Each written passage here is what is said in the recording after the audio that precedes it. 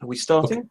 We are. So welcome, everyone. This is Trey Jadlow, and this is the 30th day of January 2016. And I've got my new friend here, TheRumpus, whom I've never met, and we just now clicked on. I like to keep these spontaneous, so I really haven't done any preliminary exchange with them. So first of all, I'd like to thank you for the opportunity to interact with you, TheRumpus. Is that what you'd like to call you, TheRumpus? Or do you have something?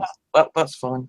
Okay, all right, great. Well, before we begin, I was wondering if you could tell me maybe a little bit about yourself. You live in the UK, is that right? That's correct, yes. Okay, and you're, I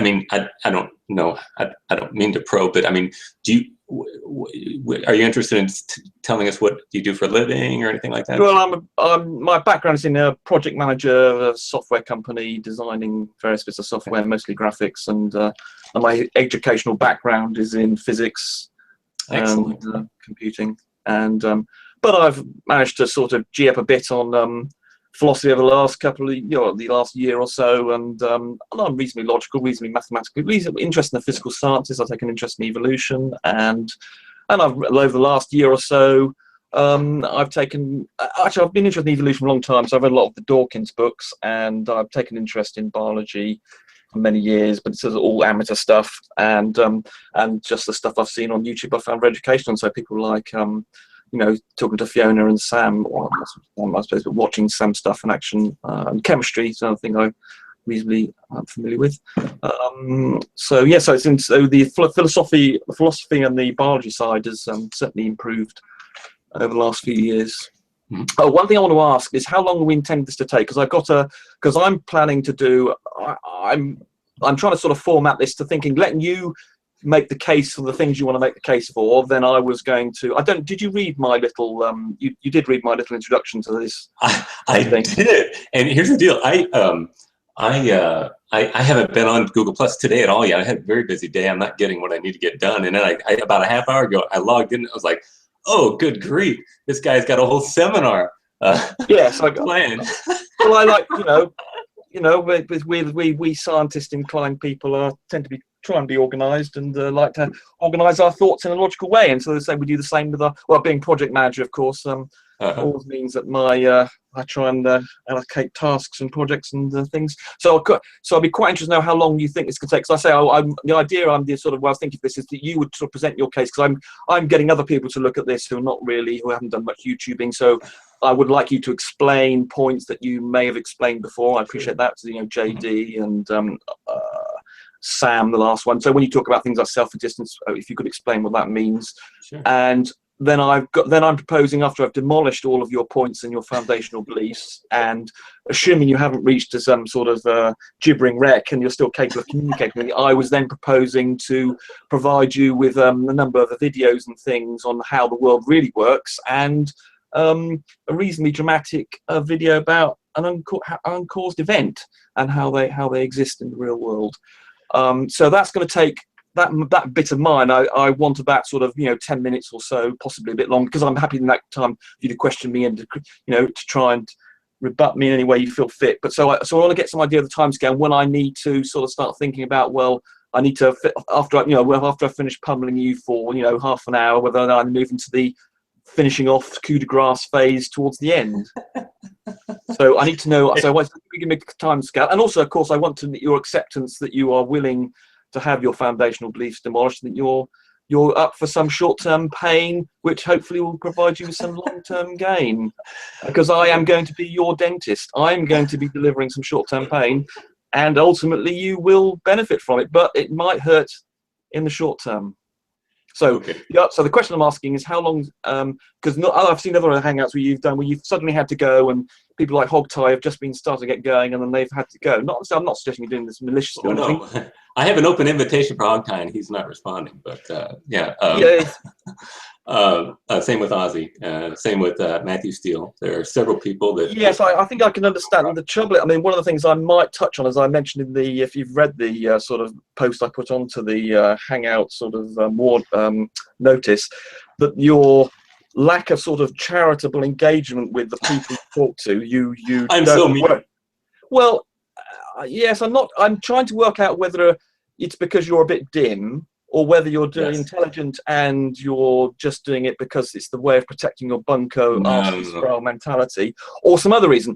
And so that's see, for instance, when you engage with people like Ozzy or Sam or even JD Kane, who can be, you know, he's quite a lovely chap, and the friendly and the cuddly hog tie.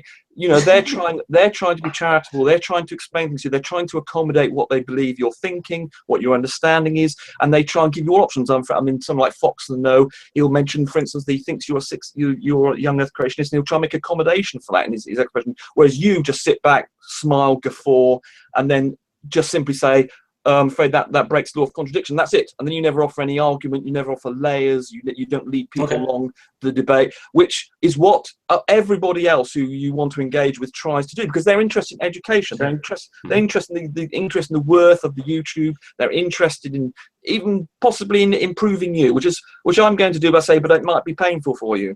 But you don't do that. You seem to be using debating ploys, and you seem to try, and that's why.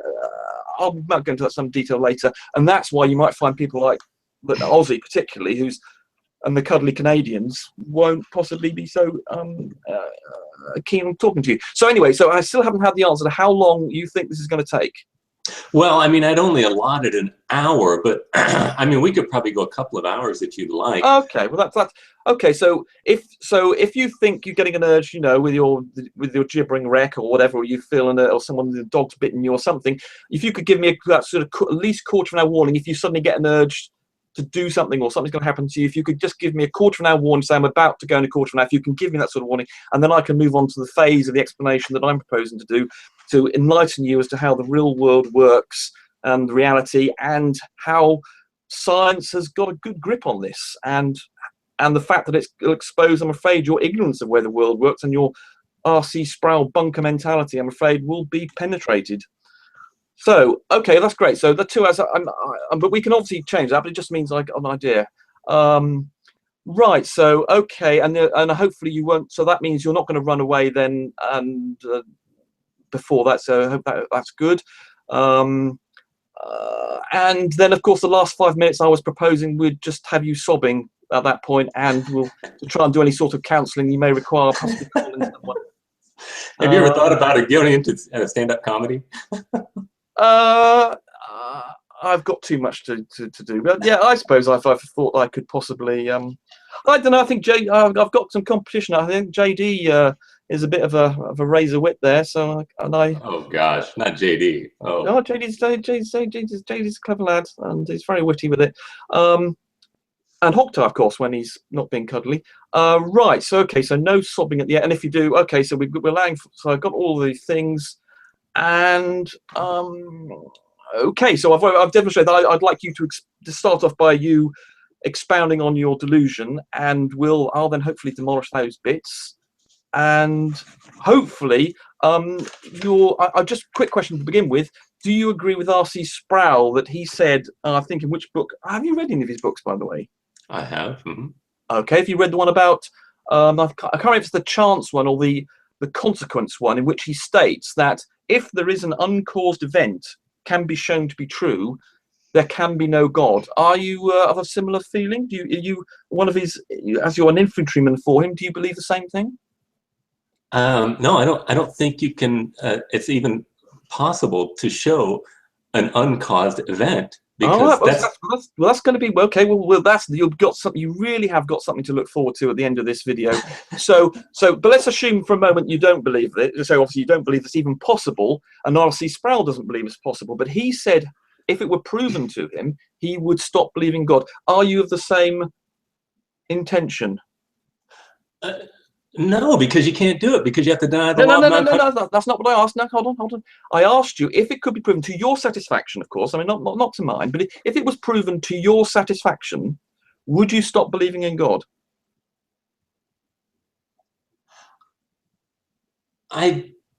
That's what you have to do. That's your job to do it. But I'm telling you, you don't even understand your own argument. You don't even understand what you're saying right now. And you got this boasting, smart aleck attitude, and you've already dug your own pit, my friend. Well, okay. Well, I've already got. Well, we'll have a look. But I'm asking you again: if it was proven to your own satisfaction, in other words, if you can't prove it. You don't. That's what you don't understand. Okay, you don't understand your own argument. How No, can you prove that which is nonsense? You're appealing to logical coherence in order to say that coherence or logic is not coherent. It's ridiculous. You're making a circle statement. It makes no mistake. Okay, I'm afraid this is an example of just asserting something. You'd have to demonstrate it. But okay, I'm happy to do that. I'm very happy. We can obviously perhaps we'll go into that. But I want to say, if you have a thought, if the thought into your head occurs such that you become proved by some of the evidence I'm going to provide that there is such thing as an uncaused event, and don't yes, get confused that's your burden right there. If you can do that, yes, I'm telling you, you can't. God. Okay, all right. Okay, no, that's the challenge. Okay, so you would, if that thought entered your head, if that became a truth for you, which you believe is a logical incoherence. Okay, that's your position. You're allowed to have that position. Maybe delusional drivel, but you're allowed to have that position because we allow idiots on YouTube. If you have that thought, then you will follow RC Sproul and stop believing in God. RC Sproul will stop believing in God. RC Sproul. So you would stop believing in God if you had that. If that became a truth for you. Your satisfaction. That's what you have to do, but you can't. In other words, in order to define an effect or an event, you have to invoke cause by definition. It's an analytic truth. This is the whole thing I went through with Ozzy. This is a ridiculous assertion. We know cause and effect are linked. I mean, Ozzy explained this to you, and other people did, Max, that cause and effect are linked words in English. And they are, and in reality, they apply to things we see in the real world where things cause other things to be. It's not the external that gives definition to the analytic. It's the analytic that gives definition to the external. That's your problem. You got it backwards. Well, hold on. The words cause and effect are linked, and they are linguistic. By definition, right? Right. But if we have another thing that happens in the world which does not have a cause, then we call it an event. So we have that's just a word game, because does an event happen? It's not a word game because there's a semantic difference. There's a difference semantically between something that is an event that does not have a cause, please explain. and there's a difference between something that is an effect that does have a cause. So that's not a word game. That's not something clever or devious. Very, very clear. I don't see the problem here. I mean, Okay, well, tell me what the difference between an effect and an event is. One has a cause and the other one doesn't. It's just what you say by definition. All right, this is what you. This is so but obviously, funny. I'd have to prove that the event, the thing that happens in the real world, doesn't have a cause. Okay, now you're appealing to empirical evidence, but you're not, and you're denying the logic to interpret it.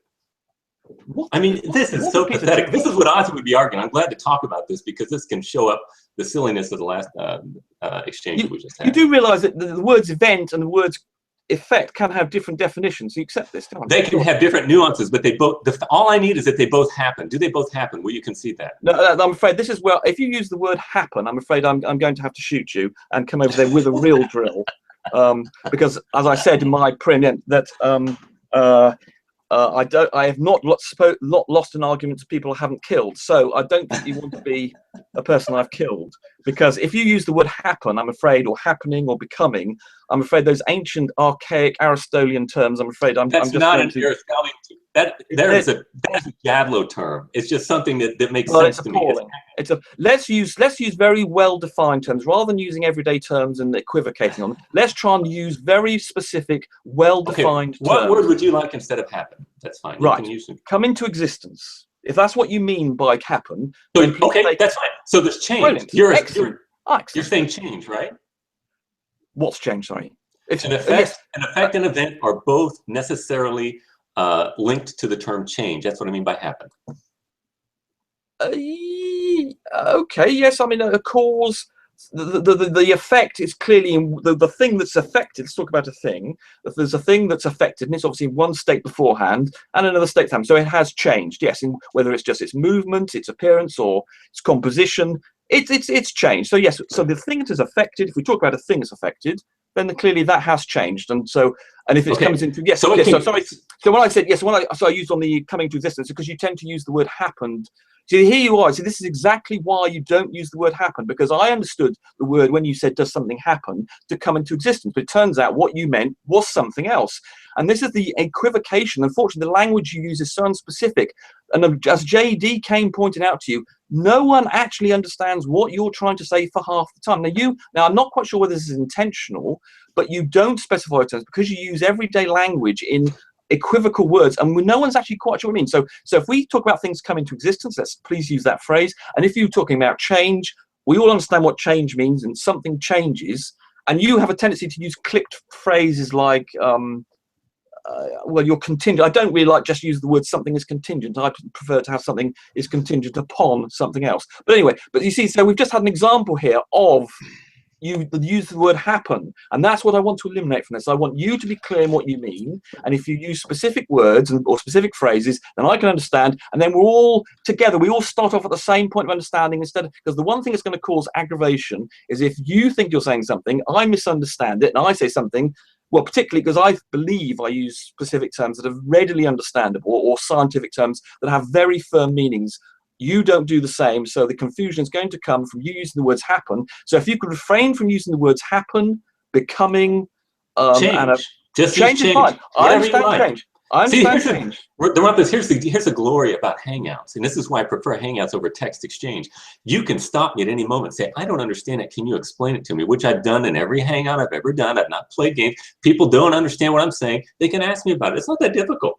And so yeah, if you don't like happen, that's fine. We'll talk about change. That's all I need. Really? That's all I want, is it? Well, that's very accommodating of you. I mean, J.D. Kane pointed this out to you, and I think other people have. J.D. doesn't even understand the arguments. It's amazing how much interaction we've had, and he still doesn't get it. And it's so simple.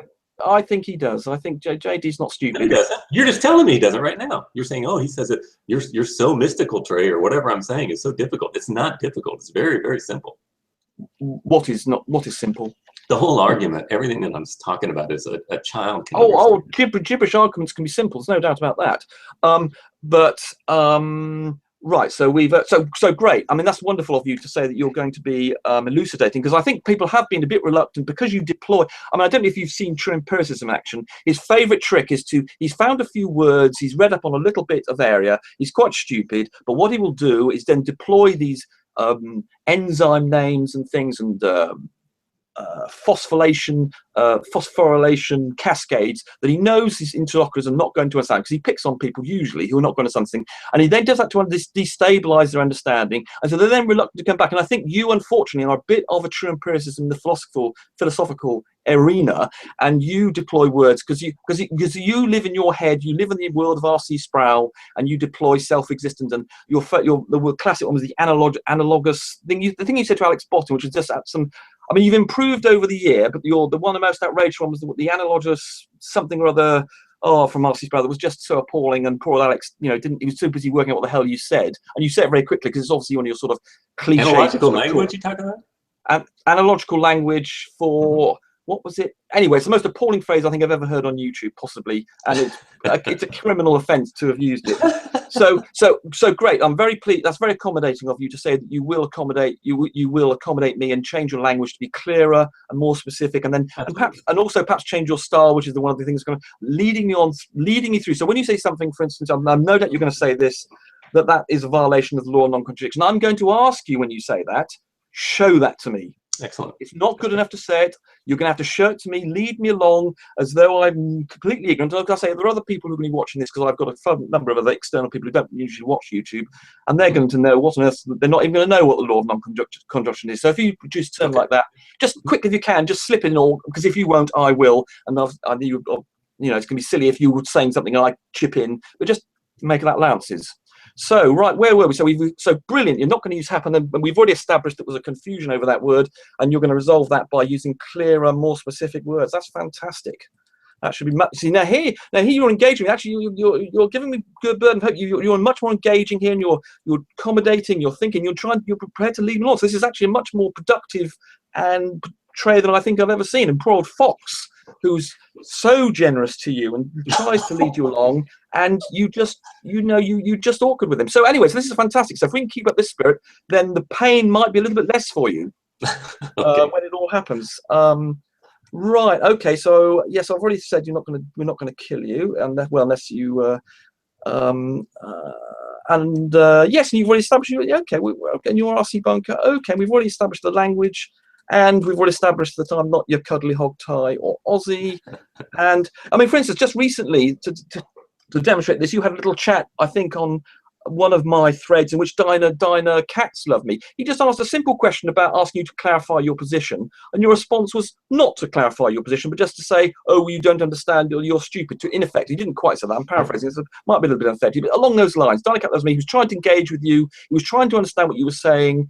You didn't expand. You just simply rebuffed him and left it at that. And that's the sort of behaviour that means that's why people like Aussie, Cuddly Hog Tie, and others don't engage with you. And you're your own worst enemy in that regard. Right. Okay. So if you want to start then on your sort of view of the world, and then I will demolish it basically, and then we can go through the various. I think the various things where your self-existence stuff. Cause and effect, which we've touched on already, but yes, we can go back to that because you said you were going to develop that, and you're going to show me something about the fact that you're not allowed to have a word called event, apparently, with a meaning, that the semantic of that. And then I was even going to possibly move on to things like free will and whether that's deterministic, and then obviously you've got the first cause of the universe and your Aquinas stuff, and so yeah, so that's and then I'll probably get onto my bits after that. But yeah, so if you want to develop your outlook so that people who haven't seen you for the first time, what your outlook on the world is, and I'm afraid I'm going to have to tell them you're a young Earth creationist and you think the world is only 6,000 years old, so they're already going to believe you're a complete idiot. But hopefully by the end of this, you know, between the gibbering at the end, I'm hoping that to have I'll be giving you an insight into how the real world works, and you might not making such silly statements. Anyway, let's hear from you how you think the world works, where God fits into this, where we fit into this, where the universe fits into this, and then I will demolish it. Okay, all right. Well, let's go ahead and start with the same old foundational argument. Will you grant me the two foundations of rational coherence of the law of non-contradiction and the basic reliability of sense perception in order to do inquiry? Because if you don't have those, you don't have any inquiry. Yes, I mean, if you can't perceive the world, we could toss to my solipsism. What's the point? I think we realize, I think it's improbable. Yeah, so I'm perfectly happy to say that our perceptions are accurate, and that the law of non-contradiction is valid. So yeah, brilliant. That was what a great start. So there we are. We've got a nice joint starting up so we can now proceed on a logical pathway, and I can guide you where you're going wrong. Okay, great. So if I have those two foundations, then I can say that epistemological foundations. I can say that I know that I, as an inquirer who is thinking about these things, I have the perception enough to know that I, as the inquirer, exist. That I realize that I am not self-existence, because by definition, self-existence is that. Hold on. Sorry, am I allowed to? Do you mind if I interrupt you? Sure, absolutely. Okay. Right, you could be self-existent but not have memory of being self-existent. I actually asked Ozzy about this when I was talking about solipsism, and I said to him, could you be a solipsist but not and be self-existent? But of course, for some reason or another, which we don't understand because we don't know how the world works necessarily, you could have lost the memory of that. So you could be self-existent but not know it. But I mean, it's obviously unlikely, but so I'm just pointing out that that's not possible. No, let me explain why. Okay, great. Okay, so if you forgot that you are self-existent, then you're not self-existent because you're contingent upon that which made you to forget. In other words, you're fallible. Fallibility is not consistent with self-existence. We've had quite a lot. You said quite a lot in that last 30 seconds. Could you start from that start about that? Sure. All right. So that which is self-existent is not dependent. Let's define what self-existent means, of course, if you're to the people who have never heard of this before. What does self-existent actually mean? That non-dependent. So it came into existence. There's nothing that caused it to come into existence. Well, no, it cannot happen either. In other words, you've used the word happen. You see there, yeah. I'm sorry, it cannot change. It cannot. No, see there. So there's a piece of first order drivel. There's nothing about something that is self-existent that means it can't change. I mean, for instance, I could cite, if you want to think of God as a self-existent being, which I think you do you not? The Christian God? Yes, okay. Well, he's thinking, he's interacting with people. I mean, in Jesus, if you regard Jesus as part of God, he came down here, he changed, he got nailed to things. He had nail stuff through him. He had thoughts, he had conversations, and God is listed in the Bible as getting very angry with people and responding. And in theory, I don't know whether you pray or not, but he's having loads of chats at the moment with all sorts of people and responding and telling them what's what. So he's having thoughts, and to have thoughts, that means he's got to have memories. He's got to remember how he talked to someone and what he's going to do. So he's changing all the time. So for a start, your suggestion that God is this self-existent being, if he can't change, you've either got to change your idea what God is, or you can't be self-existent. or you've got to allow self-existent things to change. They are not immutable, and there's nothing you can logically suggest in any sort of argument, analytically, logically, or any other argument to say, and if you can, I suggest you proceed with an argument that logically necessitates that a self-existent being cannot change. Okay, all right. When something changes, is it dependent upon that which brings the change? No, things can change internally. Okay, then its being within itself is Yes. changing, right? Yep. Okay. You just said self-existent entity doesn't change, and an internal change is a change. Okay, and if something is changing, then it is in itself. It's not consistent in what it is. It's changing. become. Yes, it's changing. Yes, it's no longer in some aspect. It doesn't. The self-existent, but I mean, the self-existent is just something that happens how it came into being. No, it doesn't happen. What? In fact, now use the word happen again. You did. That's true, but I'm allowed to because I use it in the conventional sense. So I'm sorry, it's an asymmetric rule here. And you could complain about that. You may validly complain about that, but unfortunately, I don't abuse it. You do. Just because and I'm going to demonstrate this in the real world, because when I demonstrate things that come into existence without a cause, you regard the definition. Correct me if I'm wrong, but if something came.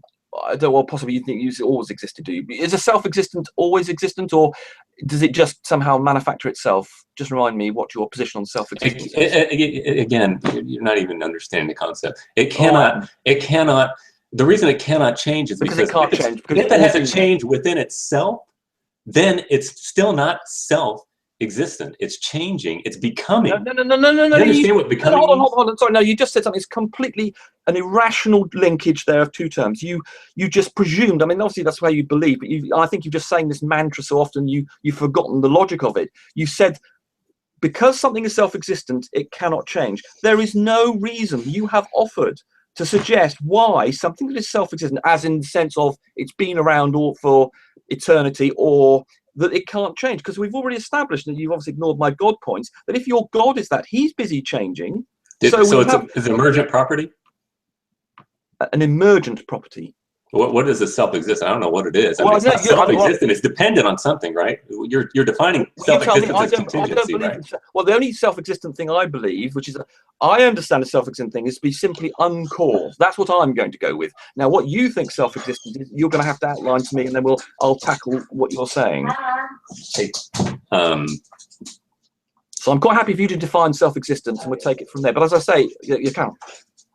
Well, yes, I am. I'm saying that which is not dependent upon anything else for its existence. It is self. So all you're saying. Sorry, I interrupted you there. Sorry, I thought you'd finish your definition there. So, I did. Sorry, could you repeat the last half? As I understand, you're just saying it's uncaused. Is that correct? It is pure actuality. Well, and that's bollocks. You see, that's another word I was going to ban you from using, but we'll also like you to elucidate on that as well. But before you do that, sorry, could you just give me your definition of self-existence again? Because I did interrupt you, and I'd like everybody to hear your definition and me to understand. Self-existence is that which exists in and of itself. It's not dependent upon another in order to be. It's not morphologically changing in any way. It cannot. No, you just added that on. You've just added that on. You see, you can't make that part of the definition. Unless you will, well, perhaps you do want to make that. If you do want to make you've defined it as not being changing, but that's not how. That's adding an extra property to it that you've just decided to add. The self-existent part, I'm prepared to accept the self-existent thing is something that's uncaused, and I can't remember the exact phraseology you used there. It's nothing else caused it to come into being or whatever. But then you added on just now, because you've obviously you've now spotted that I'm going for you heavily on this changing business. You then threw in as a part of the definition that it doesn't change and doesn't morph, and that's something you've now added to the definition of something self-existent. You slipped it in, and I'm not having it. Okay. You have to show why something that is uncaused, that is just exists, but it was not something. It was not contingent upon anything. How that has to be unchanged, because your God, as I've pointed out now several times, your God is changing if he's busy coming down to earth and interacting with people and having nails pumped into him. Okay. Do you realize that you're doing like 90% of the talking in this hangout? Yeah, I'm trying. Yes, I should. I'll try and work it down. Yeah, if you find that's I will try and give you more. I'm hoping this will reduce because as I sort of challenge the bits you're saying. Yeah. Okay. Yeah. Perfectly valid complaint, and I will try and curtail my. But it's interesting you should raise that though. At the point I'm making a very important point. I regard that as a bit of a deflection, but possibly. Yeah. Anyway, so carry on. All right. So if something is changing. You don't want me to use happening, but it is emerging, is it not? I'll allow you to use emerging, yes. Changing, it's emerging. It's an effect. Well, the thing is, the trouble is emerging is something you usually follow by what it's emerging into. Changing just means something is changing over time, which I understand. But if you say something's emerging, I think it's like coming like a frog coming out of a pond is emerging. So I don't know why you want to use the word. The changing was. I'm trying to use words that you will not find changing. offensive. I'm happy with changing. I'm perfectly happy with changing. Okay, and so changing, it would be defined as that which has potential, right? Everything has potential. Nothing. There's nothing without. Okay, if everything has potential, then everything is really nothing. I don't know if you're familiar with the debate between Heraclitus and Parmenides in the pre-Socratic period. Yeah, and see, this is where you're stuck with so this is unfortunately where you've gone back to Aristotelian bollocks. And let's not forget people like Aristotle. This is way before Aristotle. Well, it's even worse then, isn't it? Because I mean, people like Aristotle, through their hard thought, when they lived in a world that didn't understand irrational numbers, that didn't know about zero, they thought, for instance, Aristotle thought that seeing things involved light coming out of the eye. And that's how things were seen. And they also had his four causes, two of which are complete and utter bollocks. So unfortunately, you're reveling in this world of bollocks. And so if you start, I can't remember what you referred to this. So no, I'm not familiar with that piece of drivel, but you reassert. I'll try and tack it. I'd love you to justify the bollocks of two of the four. Yeah, well, Aristotle believed that the fourth of his causes was the reason why he believed a lamp was light because it illuminated the paths of people to see. He felt that was its function. In other words, it's the ultimate function of something. Everything had to have a function. He didn't believe that things just happened. Do you believe in teleology? I believe in what? Sorry, teleology. Yeah, that's what the final cause is. Yes. No, I don't. No, not at all. Obviously. No, you don't. Then why are you doing this hangout? Because I'm going to administer some painful realignment of your view of reality, and also for some goal. It's an intellectual exercise for me as well. Do you have a goal? Yeah, the goal is, as I say, as I mentioned in the script at the beginning, my goal is to turn you into a gibbering wreck and have your view of reality fixed. So you do believe in teleology? Well, teleology is the argument from design, isn't it? It's just, is there any design in this universe? Is there any purpose in this universe? No. Then why are you here? Well, because I'm enjoying it. I'm enjoying exercising my brain. Your goal is enjoyment, right? Yes, that's. So you believe in teleology now? No. This didn't come. There's nothing designed about this. My biology did this. You see, if I didn't enjoy life, I wouldn't breed. I wouldn't have children. I wouldn't look after them. Is that a bad thing? Well, I mean, you guys think you're so smart, and it's so pathetic. Evolution doesn't have. Evolution just is, and the things that don't evolve die, and the things that are like to breed and how. And is that a problem? Is the goal existence? Does evolution goal existence? This is why laughing Darwinian evolution is silly. No goal. It's just it's a non-goal orientated activity that. So why are you speaking as if existence is somehow special? Well, existence isn't special. Then why are you acting like it does? Well, I'm a biological entity. I'm driven by evolution. I'm driven by my biochemistry. I'm driven by evolution is teleological towards survival, right? But the teleological thing is a conscious thing. But evolution isn't conscious. Are you conscious? Yes, I'm conscious. But the process that led to me being conscious isn't conscious. That's completely down to biochemistry and. So you believe in teleology then, in consciousness? Do I? No, nothing designed it. It just came about accidentally. But is it teleological? Well, if you mean by teleological, define teleological for me, because that would help us out here. Purpose. That it just has a goal. Telos means goal in Greek. No, it has no purpose. Evolution. No, it doesn't have a conscious purpose. It just has a purpose that came. No, it doesn't have a purpose at all. There is no purpose in evolution. Then why are you here? because I have a brain that, one of the eddies, you can say, of the process of evolution is to produce higher thinking beings like me. And because a being having a thoughts like I have mean that my children are more likely to breed and succeed in the world. That's why the goal. It's the goal. I've got to make. Sorry, I've got to dominant. Well, that's why we've become the dominant animal, because our brains have given us an evolutionary advantage. That's what we have replaced. Whereas in 2,000 years ago, most of the mass of the vertebrates in the world were sheep and other things. We were minor. Now we are 90% of the vertebrate of the animals bigger than a bunny sort of thing in the world. And the evolution has said that we've provided us with this advantage, and because I have a consciousness, because I have memory, and it's made us more successful. That's why we're here. If bunnies had the same thing, they would be here and they would have all the advantage. It's an evolutionary advantage to want to do things like I'm doing to you. It means I can think, I can predict the world, I can understand reality, which means I can control reality, which means I can then breed more successfully. So you believe in teleology, but you don't believe in teleology. At the same time, the same relationship. No, because that replies as a design there. Evolution is just an unthinking process, and it's the unthinking results of that process that have provided certain animals with advantages by giving them very clever brains, ourselves and chimps and things. It's an evolutionary advantage to have a conscious thinking being. So advantage is the goal of evolution, right? There's no goal. The only goal is to be more popular than something else. This is pathetic. But you think the coming together of molecules, which is what, and the fact that these particular combination of molecules existing rather than not existing. Can you see that, for instance, if there was imagine that in the RNA pool or something of the early Earth, there were some molecules that came together and they replicated. Just talking about molecules here, not even cells, and they replicated. The world would then be covered with those molecules that have replicated, and all the ones that wouldn't exist anymore. And that's what's happening here. There was no, you're not thinking, presumably at that stage of, if you believe, I mean, you obviously don't believe in evolution because you're an idiot, but at that stage, you surely can see that just from a mathematical point of view, you will end up with chemicals that replicate, dominating a world over the molecules that don't replicate. You can surely see that even with your twisted view of reality. And that's what's happening here. TheRumpus, I'm referring to you. I'm referring to your goal of life, that you think it's very, very special that we preserve the world, that we make life as long. I'm sorry? Evolution has dictated that being... So evolution is teleological? No. I mean, do you see that? Do you not see that you use terminology as if it's teleological, and then you turn around and say, oh, it's not teleological? It has the appearance. To idiots, it looks as though there's a design process, but it's not. They call names to people who disagree with us, and that somehow is going to carry the day. But I gave you an example about in the RNA world. Then this in the prebiotic. I'm talking about you, buddy.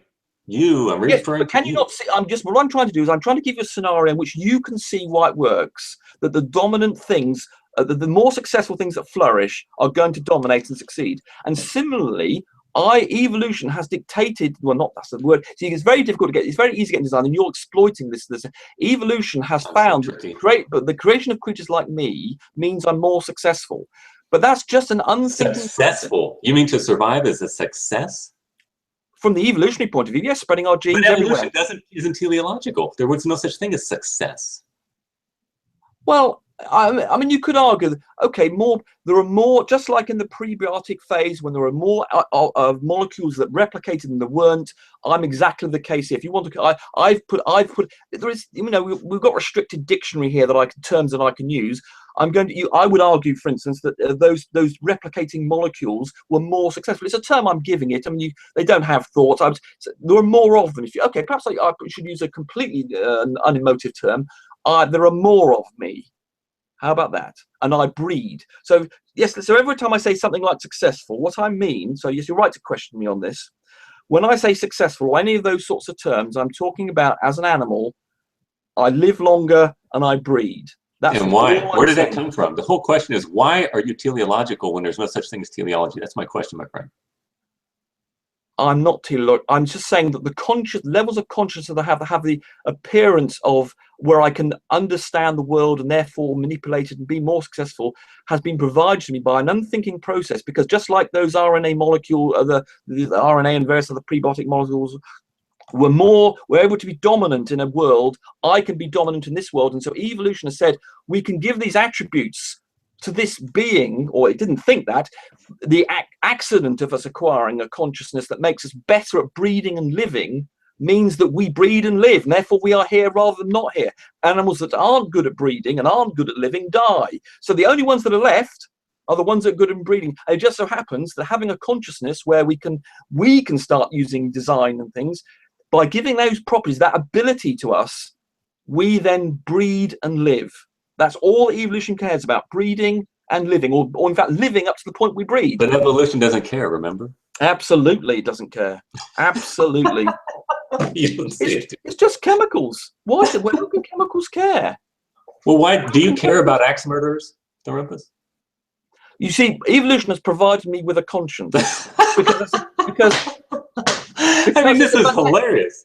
Because it means I can breed and live more successfully. It means that I, for instance, look after so my the children. goal is to live. I mean, hopefully we keep notice and someday it'll sink in. I mean, it's just hilarious. No, I can. As I said, I'm defining evolution and my success, and I'm defining success as living to breed. That's all. Right. That's all. Right. Existence is special, right? Sorry. Existence is special, right? Well, it's more special than not existing. I don't know. Okay. So what's special? Okay. Now, how do you justify that teleology when there's no such thing as teleology? Well, I'll say teleonomy too. There's people in the comment section going, "Oh, here's my teleonomy." It doesn't matter. Teleology, teleonomy, whatever. Tell us that there is some kind of goal. Any goal disproves Darwinian evolution, which has no efficient cause. No goal. Where'd you get this goal from? I mean, hold on. Let me just go back to the example, because I'm going to try that model. In that, you do understand when I was describing that prebiotic stage when the replicating molecules were more successful than the non-replicating molecules. You see that as a mathematical. You can see that's what would happen, can you? Yes. You can see that things that can replicate and take in energy from their environment and then replicate will then dominate the world. And that's so they all that's happening here, then bring it up to my level, is that there are some extra. So the property of replication meant that those molecules multiplied and dominated. Now, similarly, we've got to a stage where evolution has led to given me the ability to think, and there's no goal here, or the only goal is to breed and to live and breed. So using that rule, so the only rule that's being applied here is to live and breed, and that's resulted in me. The accident of evolution has brought up something like me, a human being, to the point where I live and breed successfully. Now, you were asking me about conscience, and it just so happens that another thing that makes me live and breed more successfully is by having a conscience, because that means that I can cooperate with someone next door in my little caveman. If I go help, well, for instance, if you were in my next cave and you fell over and broke your leg, I helped you. Next time I fell over and broke my leg, you come and help me. Existence is special, right? We are programmed with the teleology of existence, right? Do you think a slug is special? Well, I do, because it's a creation of God. What about a bacteria? As long as a bacteria gives glory to God, yes. Everything that exists in one sense is value. You think everything's special. Okay, fine, everything's special. Okay. If that's what you regard as special. Rumpus, all I need is one thing to be special, and Darwinian evolution completely collapses. Well, what do you mean? Well, you just said everything's special. So if you're equating those two terms, everything and special, well, okay, I'll agree that everything's special. But what's not special? Well, you can be careful with your terminology, because there are those things which are given existence, which also are destructive. For example, even Adam and Eve. So hold on, you said bacteria is special. Do you think the bacteria that causes tuberculosis or the virus that causes AIDS, do you think that's special? That's what I was talking about. There are certain things that are not desirable because of the fall of Adam. So bacteria. So there are some sorts of bacteria that are special, and there are other sorts of bacteria that are not special. Is that correct? In a different sense. Everything. A different sort of special. Okay, we've got two different sorts. Okay, tell me about two different sorts of special. Well, you've got special from one perspective, and that it's contingent, and the fact that it exists, it has to be valued. Otherwise, it would not be, because contingency. So the AIDS virus is special and valued.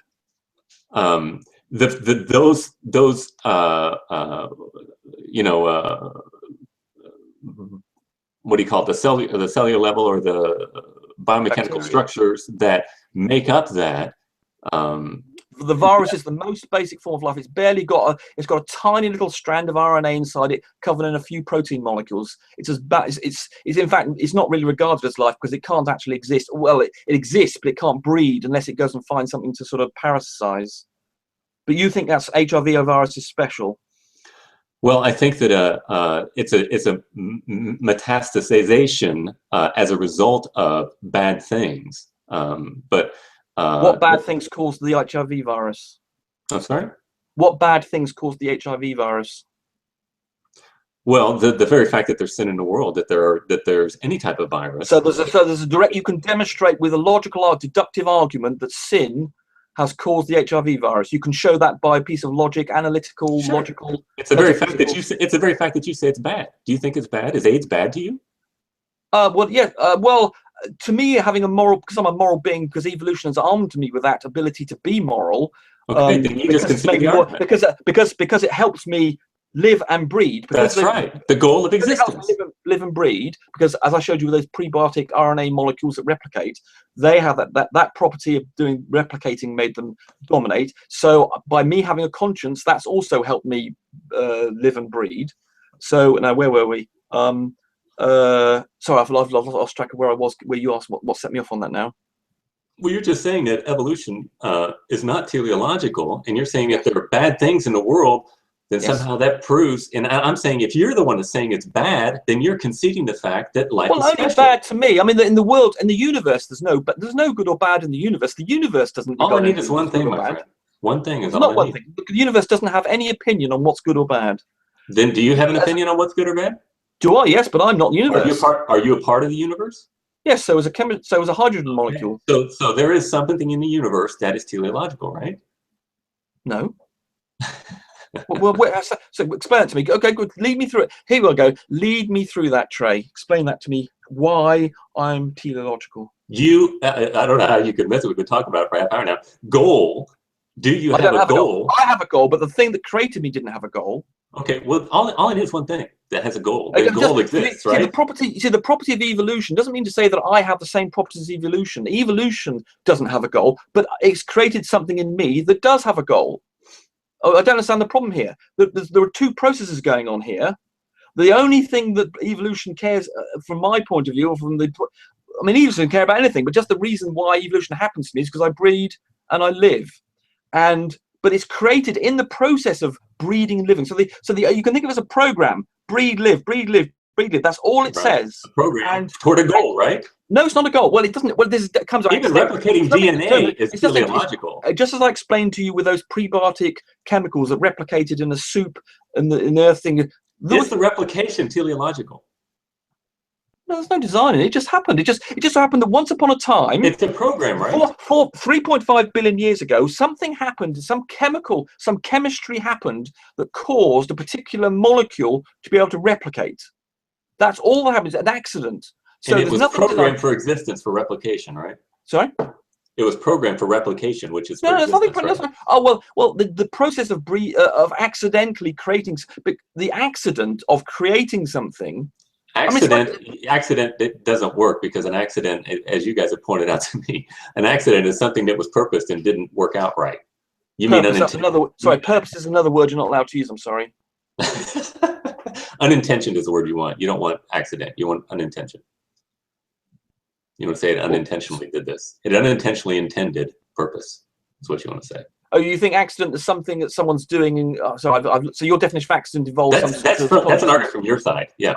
I like to use accident, but I've been told I'm not allowed to use that because an accident is something that was purposed and messed up. Oh, right. Yes, that's actually, I would accept that, actually. I mean, yeah.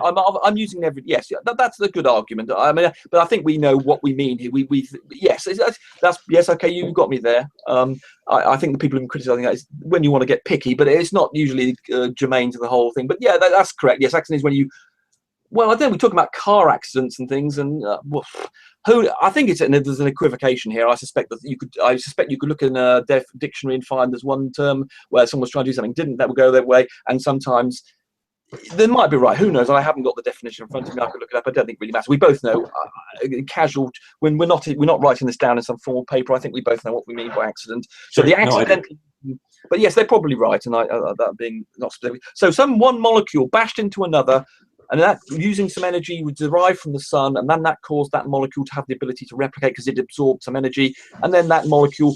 So there's no, it just so happens, the reason I mentioned that rule about breeding and surviving, it just so happens that that is the formula, the accidental formula that things fall upon to cause them to dominate, and has caused to bring, and just that simple rule that occurs in chemistry and biology then has ended up with me having a conscience. But just because the process is random, that doesn't mean to say that what it produces has to be random. I can have a conscience, I can have teleological ideas, I can have the goal of rooting out your delusion from your detaching you from RC Sproul surgically, and I can have that. But the process that brought about me doesn't need that at all. All that process that did cause me, as I say before, was just simply so I could live and breed.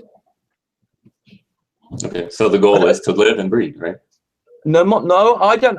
My chemistry, my biochemistry dictates. That's why, I mean, for instance, the idea that I have, like running after women or something, I mean, that's not something I've consciously done. That's programmed into me because that's the only way that the genes in my body are going to be able to spread themselves, just like that prebiotic molecules that you firstly replicate.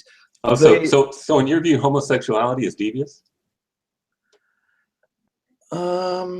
It's certainly not favoured by evolution, although it does seem to be that younger children, something like if you have lots and lots of children, there is studies to say that possibly due to some activity in the woman's womb, or possibly perhaps knowing that they've had more children, perhaps like there are certain birds and ants, for instance, all the ants are female, but they help the queen, and there might be some issue like homosexual children are somehow perhaps to help the parents because they the generations after the last birth of a long line of children perhaps might be more inclined to be homosexual, because that means they will then help the rest of the family rather than go off and try and breed themselves because there's a large family involved. That's random, that's some thoughts on that. But there's, so, I wouldn't, so it could be entirely advantageous to the family to have some homosexual children that worry more about looking after the other children and helping the parents out, look after a big family. Okay. All right. So toward the goal of existence. The ultimate goal is existence. There's no goals. No, I said it's an unconscious process that's no different from the process that caused replicating molecules to be more dominant. And why are you consciously trying to promote that which promotes existence? Why I'm doing it? Well, I'm doing it because evolution has armed me with a brain, which means I've got to be clever. It means I can control my environment, and I can also. And it means I have to, and also by being clever, it means I have to be able to reason, I have to be able to argue, I have to be able to understand the world around me. And to understand the world around me means I can see where there are errors. And I can see that you are an error. And you, just as you might see, your brain has given you the ability to make teeth in a particularly good way, or whatever, all the other crafts that you have, which I think is a very commendable. I think I rate craft and design and that sort of thing very highly.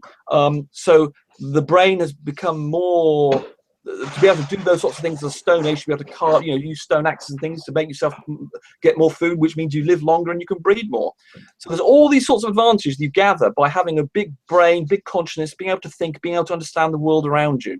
And when you understand the world around you, that also means you have to understand other people and what their motives are. And the fact that, as I described, if you were in the Stone Age and you broke your leg outside your cave and I was in the next door cave, I would come and help you. Because I was hoping you might reciprocate that when I come out and get bitten by a saber-toothed tiger, and you come along and drag me back and nurture me with a bit of food that you've saved in your stock. So that's the sort of where conscience comes from, and sort of cooperative behavior, and those are advantageous. If I'd been a slug and got caught out like that, the slug in the next door cave wouldn't have been interested at all. Okay, well, I think you sufficiently, reduced me to tears on this issue. Why don't we go back to causality? Isn't that one? But okay, let's move on to the let's just go through some of the properties. So we're into an hour into this, so I don't want to. Yeah, so okay, we've still got time for me to do my presenting to you the evidence of how the world works. So let's quickly go through some of the other things that you think. Well, actually, I thought I reasonably refuted your business about the self-existent thing is necessarily unchanging. And for a start, I mean, you think that God created humans and goodness knows what else and dinosaurs. Well, that's all. This self-existent being seems to be doing a lot of changing. It seems to be not only to himself, because the universe. If you regard, do you regard the universe as part of God, or is just God outside it? Is the universe? Well, yeah, it depends on what you want to define universe. If you want to define the universe as all that is, obviously God is a part of that. But I'm making an ontological distinction between being and becoming. That's a necessary corollary. Now you see, you've used becoming there, and that you've completely screwed up the meaning of that phrase for me. Why? What's wrong with becoming? It just means change. Oh, well, does it mean change? Okay, okay, that's fine if that's what it means. So, so if you want to say self-existence changes, you're saying it's becoming and being at the same time in the same relationship, and you violated the law of identity. Whoa! I've lost you now. Now you've done it again. We've already established that there's nothing necessary about a self-existent thing not being able to change. You've not demonstrated, you've not provided any reason whatsoever, any deductive argument or any other sort of argument as to why a self-existent thing can't change. And while you think on that, I'll just list the other things I've got here of you. You claim a self-existent thing. And as I say, I'm going to demonstrate self-existent things, you call them basically uncaused. I'm going to be demonstrating those later in this hangout. And they are going to be capable of change. They're not going to be timeless. They're not going to be spaces. They're also going to be material. So all these properties that you have decided that a self-existent thing have, you've not shown any reason whatsoever. And I think, and all the multiples of them. For instance, I think Floyd FP was correctly identified. Well, you could have 1 or have 600 self-existent pixels. There's no reason why it's limited to 1. There's nothing in your reasoning you've offered to say is why you can't have more than 1 self-existent thing. And as I will be demonstrating later, you can. No, you can't. Well, you can. Well, show me the logic. Okay. Well, if you've got 2 identical self-existent beings and they are not the exact same ontology in all their characteristics, there's going to be some distinction between their ontological characteristics, and one will be able to react with the other, and the one that is acted upon will be the contingent, and the one that is. Who's to say a self-existent thing can't become contingent after it becomes into existence? Where prove that? It cannot be this. It cannot be and not be the same. That what it is and what it is and not at the same time. No, they can change. It can change. Yeah, things can. You've established things can change. Generally, we see. It's not self-existent. Do you understand that? You don't understand the. No, you're just stating that. You see, you're doing it. You're just stating that as though you've provided a deductive proof for saying that something is self-existent. It's what the word means. No, it doesn't. It means it's not. Well, that's why I tried to identify what it meant earlier, and I've just defined self-existent just to mean that it's uncaused. And you seem to sort of agree with that, though you then slipped. Yeah, but you're saying to be uncaused that it is an effect. Uncaused is an effect by definition, and so it's uncaused. It cannot happen because a cause is not an effect. So just give me that again. A cause is something that ultimately does not happen. It must. You cannot have becoming without being. If you're you've used becoming. You've used becoming again. You see. Do you mean coming to existence? No, just change. Becoming. Now, okay, of course, that which is becoming is dependent. That's what contingent means. You've used becoming again. I don't understand becoming. Could you please not use the word becoming and use a different word? Well, change is the word. I understand that. I understand that. It's moving. It is change. All right, let's talk about Heraclitus. All right, he said that everything is changing. Nothing is the same. When you put your foot into a river and you take the river. Yeah, I'll go with that. I mean, yeah, everything's jiggling around. If it's warm, it's jiggling around. There are lots of photons. If it's pure becoming, if it's pure change. Whoa, we've just said pure becoming. I don't understand what that means. I said if it's pure becoming, if it's pure change. Oh, sorry. Apologies. I interrupted you too. Sorry, Trey. That was me being just wrong there. Sorry. Okay. If it's pure change, and there's no ontology that doesn't give continuity to ontology, then it's really nothing. You've confused me now. I lost you from the second word. Ontology is just being. I know. So let's just try and stick to. I know what ontology means, but the way you used it, and this is unfortunately part of the problem, is you try and often you've actually been very good in this hangout. Actually, I have to give you that. You've been much better behaved than I thought you when you've tried to use. Remember, a clever person tries to use the most simple language I can. If you take Aussie, for example. That's my whole deal. That's why. Well, you don't, though. You see, you don't. You use simple words sometimes that are equivocations. I try not to do that. Well, that's fantastic. I love that. This is good stuff, Trey. You see, you're coming along. Actually, you're coming along. This is not so painful as I thought, huh? No, yes, perhaps I've administered some anesthesia here, and you don't realise what's happening. And well, thank you for your charity. Yes, perhaps I have been nicer than I thought. And you're suffering a little bit less, but I was actually looking forward to suffering a bit more. But we haven't come to the major suffering. The major suffering is going to come shortly. I think I would quite enjoy having a meal with you. Most people do.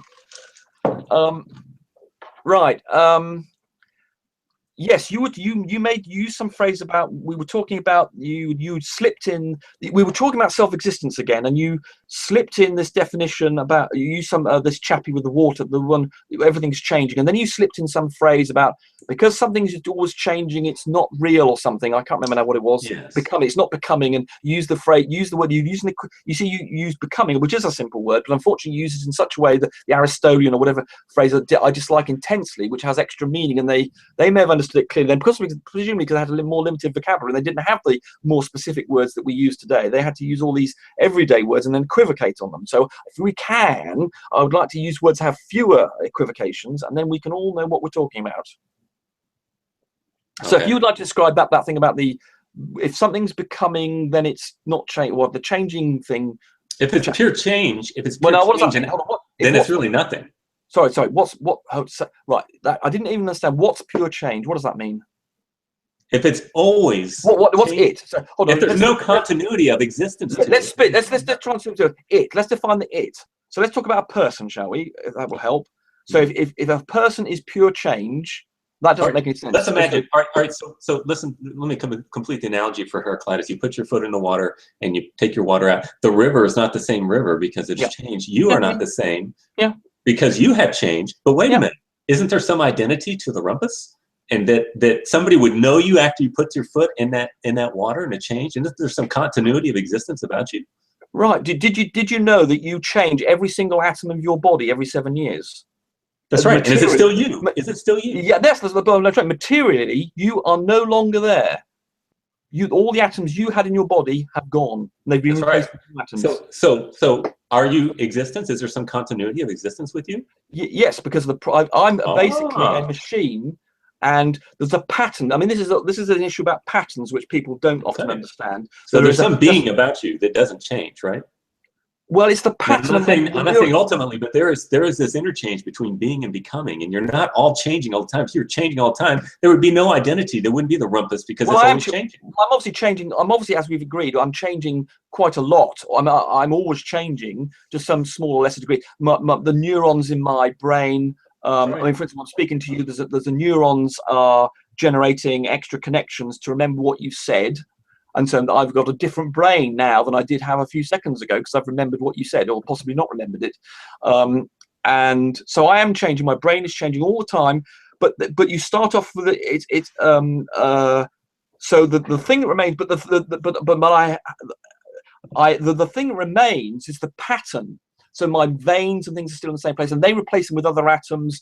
And so the material has changed, and my neurons have changed. But there is a pattern there that remains, and having come into existence by whatever means, that pattern because it can replicate itself, because it's got the replicative capabilities and the fixing maintenance capabilities, that machine, we are a machine, can take other material and refix it. So that machine, once it's in place, can fix itself, and even though all the material is chucked away. So why that's not a difficult? That's not, that concept is completely happy. Any evolutionist is happy with that concept. Why is this? Do you think this is controversial or something? What are you trying to teach me? I'm just saying that there must be continuity of existence in order. If everything is pure change, continuity of existence. Well, you need to say that all my atoms are not going to fly apart. Yes, okay. So providing all my atoms and molecules and my proteins and my neurons all stick together, then I will continue to exist. Yes. So if there's no continuity, i.e., my neurons and all my atoms are suddenly separated, then I wouldn't exist. Yes. So what's interesting about that? So you're conceding that the necessity of being and becoming. Now, hold on. Necessity of being. What does that mean? Of unchangeableness, in some sense. Of course, we're not self-existent. Well, there's a pattern to me that, I mean, if you imagined a car, for instance, that could fix itself, and there will come a time, or a robot that could fix itself, and there will come a time when it can do this. And we manufactured that that could maintain itself, pour oil on itself, replace bits that fell off, would you give that some sort of special status? Because we're no different to that. I'm just saying. My only point, Rumpus, is saying that I mean, it's almost the Sorry, I just got one. Sorry to interrupt you, but it's our genes, of course. It's the program within our genes that gives us our any timelessness you might want to think that it has got a program for fixing ourselves and breeding and behaving the way that we do, and our biochemistry to work such that we continue to exist. So it's that program. It's actually that little piece of that bit of software almost inside our genes that is the thing that's maintained. And even though that gets corrupted actually as time, but fundamentally the thing that's maintained is our genetic makeup. And even though that gets replaced, even though the components of the genes in us, because the cells get replaced, it's that program that identifies us that continues, even though it does get corrupted as time goes on. So you can think of that, if you like, as being the thing that continues is the arrangement of our genes in the cells of our body. That's the thing that continues, and that pattern, it's the pattern of those that continues, even though the things that make up the pattern, the storage mechanism, the molecules that make up that information change, the pattern is maintained. So that's what continues. Okay, well, great. Well, great. So what do you try to prove with that? So you're saying that if everything is pure change and there is no continuity, no pattern. Well, you just said pure change. What does that mean? I'm sorry? What does pure change mean? So you just said if everything is pure change, what do you mean by that? If there is no pattern, then there is no existence. Well, electrons exist. They don't have a pattern. Sorry, you said something about pure change. Why am I pure change? I'm not pure change. You're talking about me. If there is no pattern. What were you talking about being pure change? You said something was pure change. I don't know what it was. If there's anything that is pure change, it has no pattern to it. If there's anything that's pure change, it doesn't have any identity. There's no identity. I have no idea what you mean by something is pure change. That doesn't mean that doesn't make sense to me. That's not English. Well, that's the point. You can't understand it because you've got to invoke continuity, in other words, being and becoming, in order to make sense. So you started off with something that's, you're saying you started off with some piece of idiocy, and then you've piled something else on it, and I'm supposed to make comment on that. Surely, if you say nothing can be pure, I have no idea what you're saying. If you saying something is pure change, I'm material. If you're talking about me, try and give an example, or you're saying you can't. Okay, you're suggesting you can't. I'm asking you. Show me something that's pure change that has no pattern. Sorry, can you ask the question again? You give me an example of something that's pure change. I don't understand what pure change means. That has no pattern and no continuity of existence. Well, I don't understand what pure change is, so I can't give you an example of something I don't understand. Well, something that has no consistent identity to it. There's no such thing. Something that has no consistent identity to it. Well, I mean, is a photon? Do you think a photon has consistent identity? Indeed, it does. Okay. Because it's called a photon. Yeah. Okay. Right. Okay. What about things? So, what about something that? Well, photons can change into other. What about a quark that can? But a photon does certain things, and it does not do certain things, right? Yes, it has properties. Yes. Yes, okay, it has properties. There we go. So, remember, we talked about pattern. Remember pattern? Yes, we did. We did. Yes, we did talk about pattern. So existence without a pattern, or existence without a property. I mean, there must be definition to everything. There must be being and becoming. Now, becoming is not necessity, but being. When you say becoming, do you mean coming into existence? It can mean that, but it just means change. Okay, so right, so can you use that phrase again without the use of the word becoming? Which word? You said a phrase just now that I couldn't do something, and you used the word becoming. If you could rephrase that, please, without using the word becoming, I'd appreciate it. I forgot what it was. No. Okay, well, I think we've done enough on this self-existence stuff, and we moved on to patterns here. Let me just have a look at the other things that I thought. Right, we've gone to 21. Okay, we've done this for an hour and 10 minutes. How much longer do you think you're going to go with this? Whatever's good for you. I mean, I don't want to go longer than 2 hours. I've got a ton of stuff to do this afternoon. Oh, exactly. So that's what I want to know. So your time limit is 2 hours. So you're talking about another 50 minutes. Yeah.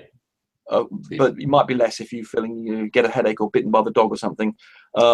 Okay, well, let's say okay. If we aim for say about half an hour, then that gives me an extra guarantees. But I think we're probably going to finish this at that sort of time, right? So we've, yes, I must admit, I've this property of patterns, yes, which you properties of things. Yes, and you even though you've dodged, I mean, you've managed to deflect me from homing in on your you never did. I asked you to provide a deductive argument or any other sort of argument for why. Well, of course, you defined what self-existent. You slipped in unchanging as a definition of a self-existent. Possibly we should move on, just in case this does get. But then again, I think, yeah, I'm actually moving on, possibly to my area. We could possibly spend a little bit more time on this, although we could move on to cause and effect, because that would give you an opportunity to talk about your first cause and. And the difference between events and causes and things, and you could then, because you were admonishing me at the start, you were getting quite a bit irate about events and causes and effects, and you would then, I said we will discuss this later, and you've probably forgotten what it was you were going to point you're going to make, but perhaps we could talk about that now, and your view on causes and effects, and perhaps tell the people how you regard causes and effects. You've given us an inkling before, but give us another go. So Sure. Okay. So my contention is that you've got it exactly backward. You're saying we understand cause and effect because we observe it in the external world, and I'm saying no. Cause and effect is a logical corollary relationship that we use to determine, that we use to interpret the information that we have on the outside world. So so you just said it's interpreting the outside world then. So you're using it as a way of interpreting what's happening outside. By way of the law of non-contradiction, yes. That's our presupposition at the beginning. Yeah, well, no one's disputing that. We haven't violated that yet, as far as I'm concerned.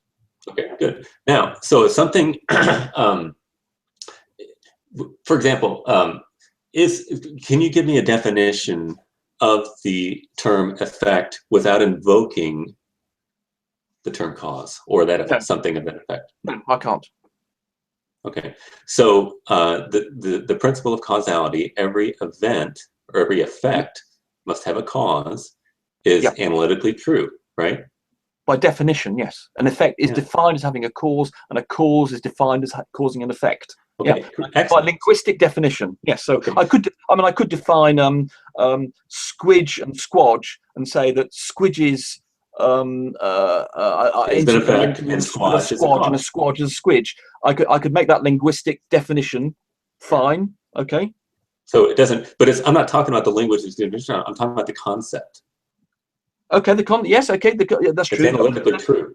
Yeah. Analytically true. Right. Okay. Let me. Yes. I should probably this was something I meant to be thinking about hard, but I think I'm probably going to give you that one. No, hold on. I think there might be some problems here. Okay. Let me just hold on and think on that, because that's quite a big question to me. I think there are lots of people who don't agree with that. I've not talked to them. Yes. So let me see. You think analytically true that? Yes. Yes. I can't think of an immediate objection to that, but I'm going to give you that provisionally for the sake of argument. But I'm not think about it too. That's fine. Just provisionally granted. I'm not happy about that necessarily. Cause and effect being analytic. No, I think there. Oh no, you see, right? There are problems. Because you see, you can't, in theory. I mean, this is getting a bit philosophical and radical. That you can in the real world. Well, I don't know what you're thinking of a theoretical world. There's nothing logically necessary that requires that you can say that the relationship has to continue existing, continue to be what it is. If you say cause and effect, there's nothing. For instance, there's nothing logically that necessitates that the universe can't disappear or change. I mean, for instance, it's quite conceivable that the constants of the universe. For instance, we have a number of fundamental constants of the universe like G, Planck's constant, and other things, which could. We don't know. For instance, the fundamental constant of the universe will not change overnight. That we don't know the sun will necessarily appear. There's nothing logically necessary about that. Although it's obviously very likely, we cannot know for a fact that the constants in the universe will not change between the start of this hangout and the next. Now, obviously, from induction, we can say that that's extremely unlikely. We've never witnessed such a thing, and it doesn't seem to, there's nothing in our physics, or there's nothing that says that. And I think that invalidates the analytical relationship between cause and effect. Did you not earlier refer to the principle of parsimony? Yes, I didn't actually, but I'm willing. Yes, if we go down that route, yes, I agree. This is where I probably I'm not. This is where I'm sort of dabbling in a bit of philosophy, and this is not an area I like to go into, because I much prefer to work in what I perceive to be the real world and what is most probable. But if you say something, because when you say philosophically something is true, you have to allow for every single stupid exception. That's why I don't like to. So when you say something's an analytical truth or something, that means that it is absolutely under all possible ridiculous things you can think about. Whereas I tend to prefer the real world, where you can say, well, this is using induction. You know, like why the sun comes up every day, it's going to come up again. But when you and this is more your area, the philosophical area, and philosophers could easily make a case, I suspect, for saying that that's not an analytical truth, because they can allow for the outrage. But I would try and agree with you that in a real practical sense, that what you say is true. But I suspect there are philosophers who would love to be really, really, really, really rigorous, who would say that it's not true. But I'm going to let you have it, because I want to live in a sort of probabilistic sort of way. Well, you would agree, though, that you would have to violate the principle of parsimony in order to disagree with me. I would agree. Yes, okay. I would agree with that. Okay, good, thanks. All right, so I forgot what we were talking about. Sorry, we're talking about cause and effect, and you were telling me about analytically true that. Oh, that an effect. All right, yes, so if it's true, if causality is analytically true, then if someone were to talk about an effect without invoking a cause, it would be nonsense, right? Correct. Okay, so that's what you're doing. What? What am I doing?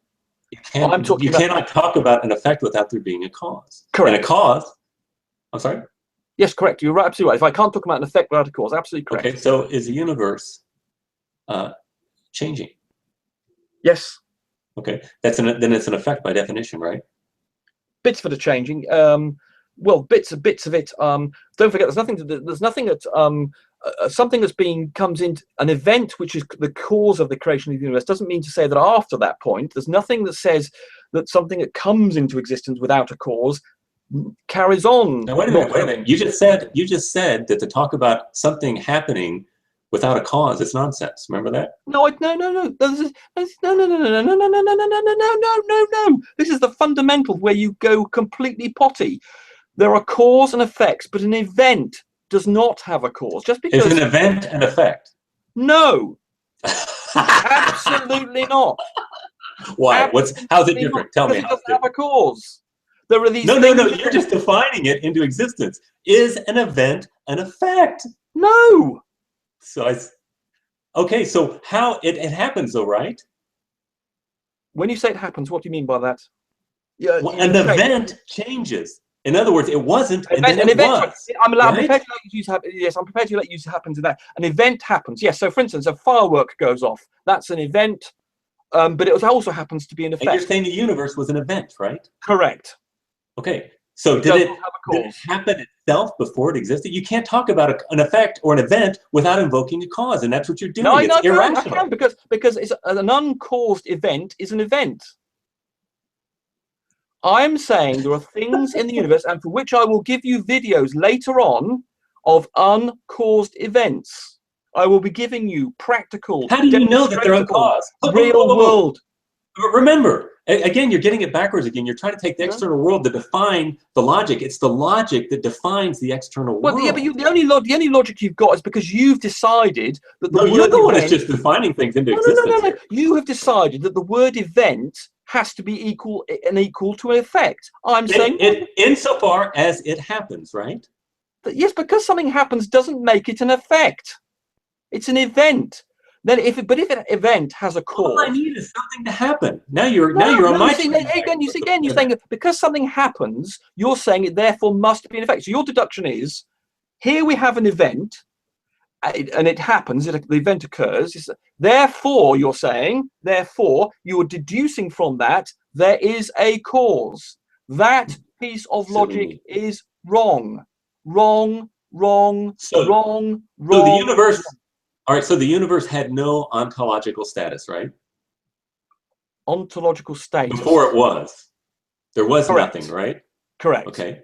And then then an event, which is the same as an effect. No, it's not, because an pleading. effect has a cause. An event. I mean, just in English, you are scrapping here.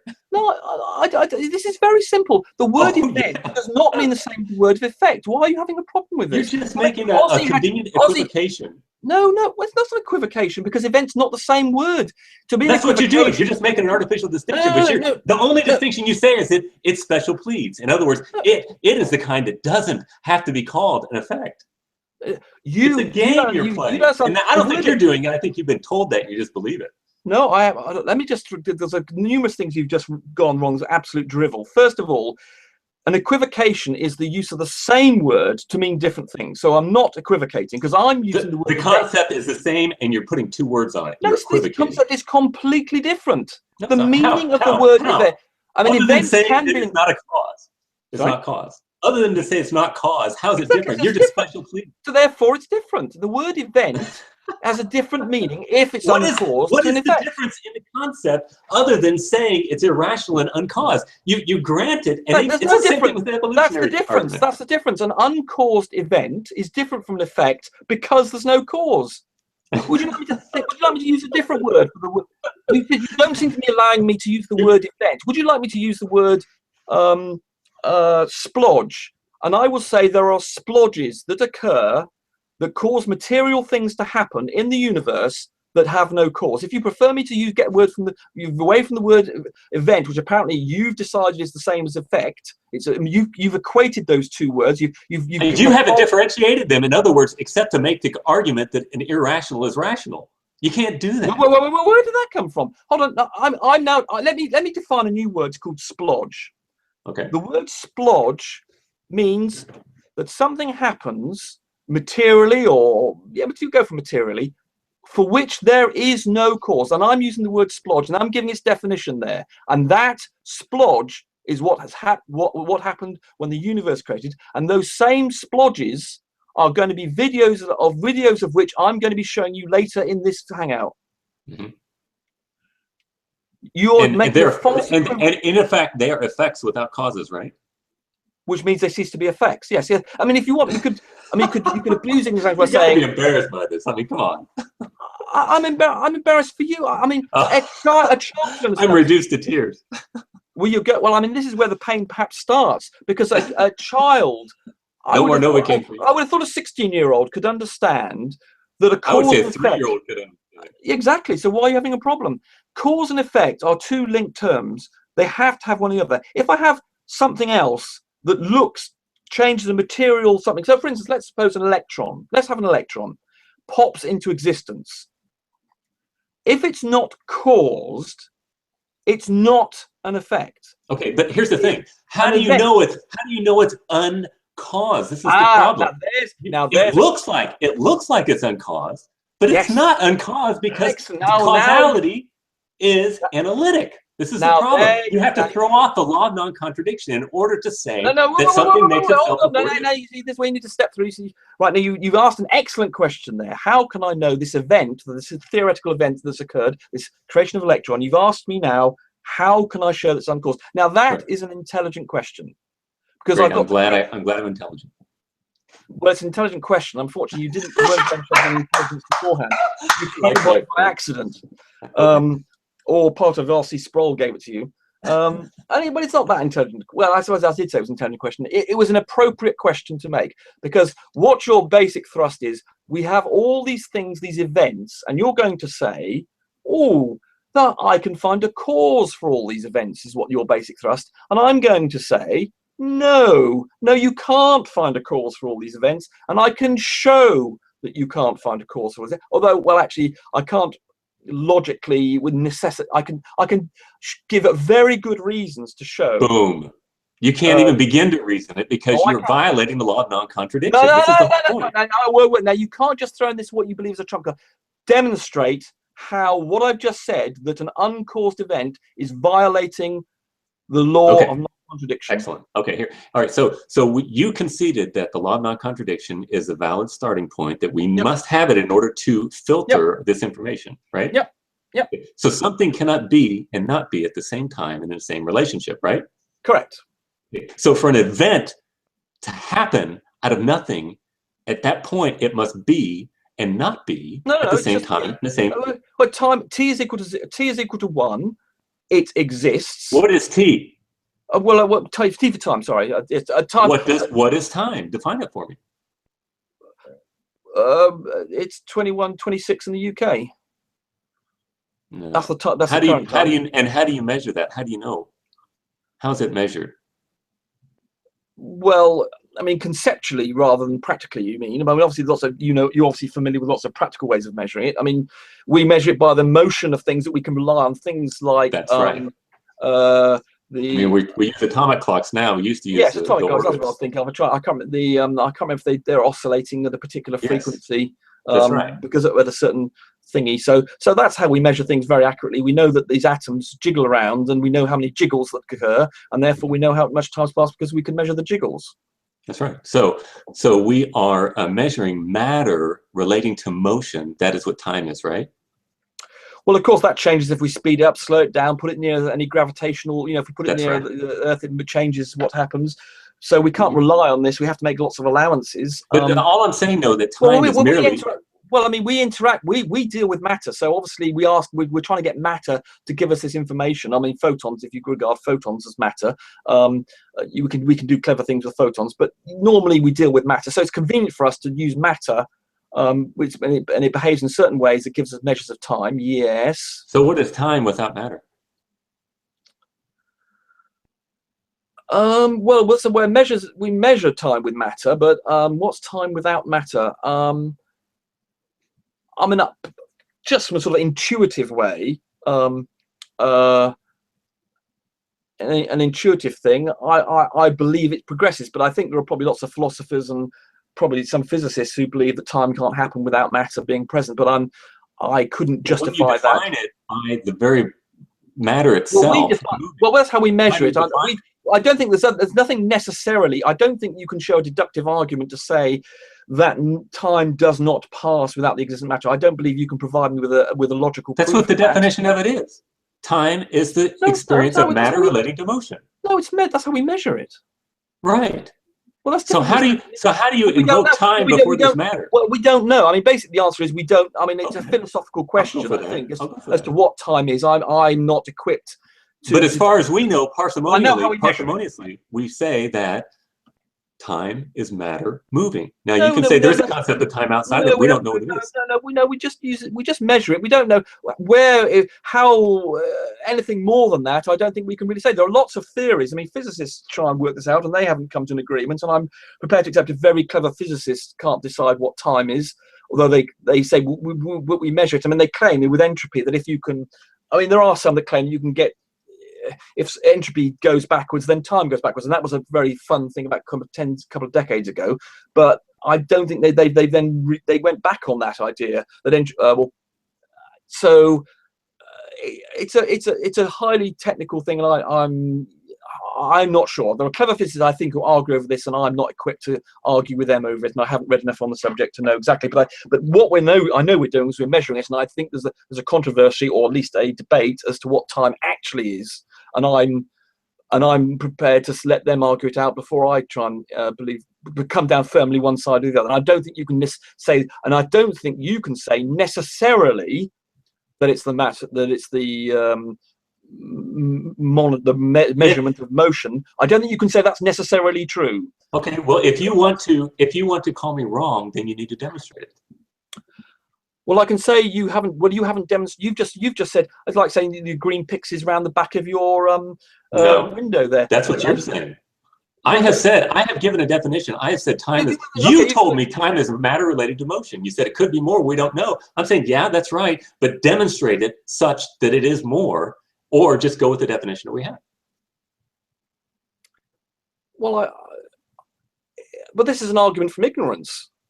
That's what you're trying to do. You're saying, oh, it might be something we don't understand. Well, no, I'm not saying it's an argument. I'm saying that we might not know. That's not an argument. That's the opposite of an argument. For instance, I'm saying you're saying you've got one explanation, and because we don't know of any others, therefore that's the explanation. That's an argument from ignorance. I'm doing the opposite. I'm saying there are other possible alternatives to that. Now demonstrate them. Well, I don't know. I haven't worked them out, but I believe there's a logical space.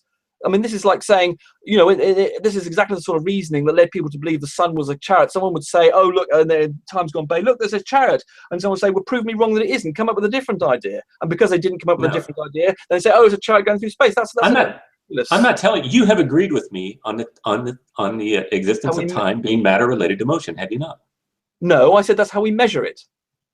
Okay, and that's all that we know about it, empirically speaking, right? Well, I'm assuming there are lots of papers and theories and scientific papers about how theoretical physicists that I'm not familiar with. I'm in a position of ignorance as to the exact details of what people are proposing. If you want to prove, you've got to demonstrate that you're not doing an argument, that in fact you've got one explanation and there were no others. You have to demonstrate. No, I don't. Yes, you do. I have demonstrated what it is, and you have agreed with it. And I said we can't go beyond that. No, you haven't demonstrated. You've just said this is my theory. And that's it. You haven't. You have conceded my theory, right? I haven't defeated your theory. No. No. You have conceded it. No. When did I? No. I'm telling you. Well, I'm telling you I haven't. I'm telling you what my position is. You can't tell me what my position is. No, I'm saying you have conceded that time is matter relating to motion, right? No, I haven't. I said that's how we measure it. And I'm saying that's the only way we know of it thus far, right? I'm prepared, as far as I know. Possibly, you might be right on that. I don't know. I mean, if you want to go with if you want, for the sake of argument, we can progress on this, and we can say yes, and you can take the argument from that point onwards, if you like. Well, I'm just saying that you're saying that at T0 there was some kind of situation. Well, there is no T0 because there's no matter. Right. Okay. Well, perhaps T0 was okay. Well, that's looking backwards. I mean, there is no time in this non-causal in this creation of the universe. Yes, I mean it's obviously very complicated. But again, this is an argument from ignorance you're providing, saying this is what happens to time. Whether there is t is equal to 0, obviously we're measuring it from now to what t is equal to 0. We don't know what happened beforehand, and all we know is that so the t needs to disappear, right? So the what? Sorry. The t to T0 needs to disappear, right? There is no such thing as time. In the pre-universe situation, is that what you're talking about? Sorry, where's this no T0? Well, I mean that's what you said. There was this time of T0. Well, that exists. I mean, if we accept that the universe had a beginning, there is a 0, just like there's a 0 on the number line. If the universe came into existence, that's t is equal to 0. Well, to even speak about time is kind of nonsensical. Well, no, if time came into existence at the time of the universe, by definition, it's t is equal to 0. Material. So you're basically saying when material came into existence, yes, we are giving it a name of T0, even though it really doesn't make sense. But that's okay. So there was absolutely nothing, and then something. You don't like the word happen, but an event happened. Well, if you mean coming to, why don't you just say come into existence if that's what you mean? Coming to existence, yes. There's no ontology, then there is an ontology, and you're saying that doesn't violate the law of non-contradiction. Correct. Okay, so something is not and is at the same time the same relationship at that moment. No, it wasn't in existence at t minus. There was no at t before t is equal to 0. There was nothing. Well, like I say, it's outside the domain of this time, and at t is equal to, there was something. So it spontaneously turned up. And this might be, and I can now. So it's an effect, and it's not an effect without a cause. Correct. It's not an effect. It's an event. Okay, that's too hard to deal with. Well, okay, right. Well, this might be an excellent point for me to begin my little presentation of how the world really works, and then you can perhaps see what you think of it, and then the screaming might begin, perhaps. Okay, that's fine. Perhaps the pain has been delayed so far. Right. Well, I'll show you how the world really works. Can you right now? This is where. Can you see that? Hold on. Sorry, I'm being stupid. And if this fails, I'm going to go bonkers.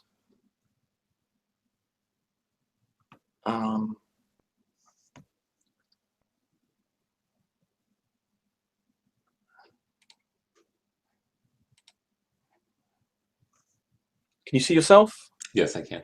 Okay, good. Right. This is how the world really works. Can you see that time-independent Schrodinger equation there?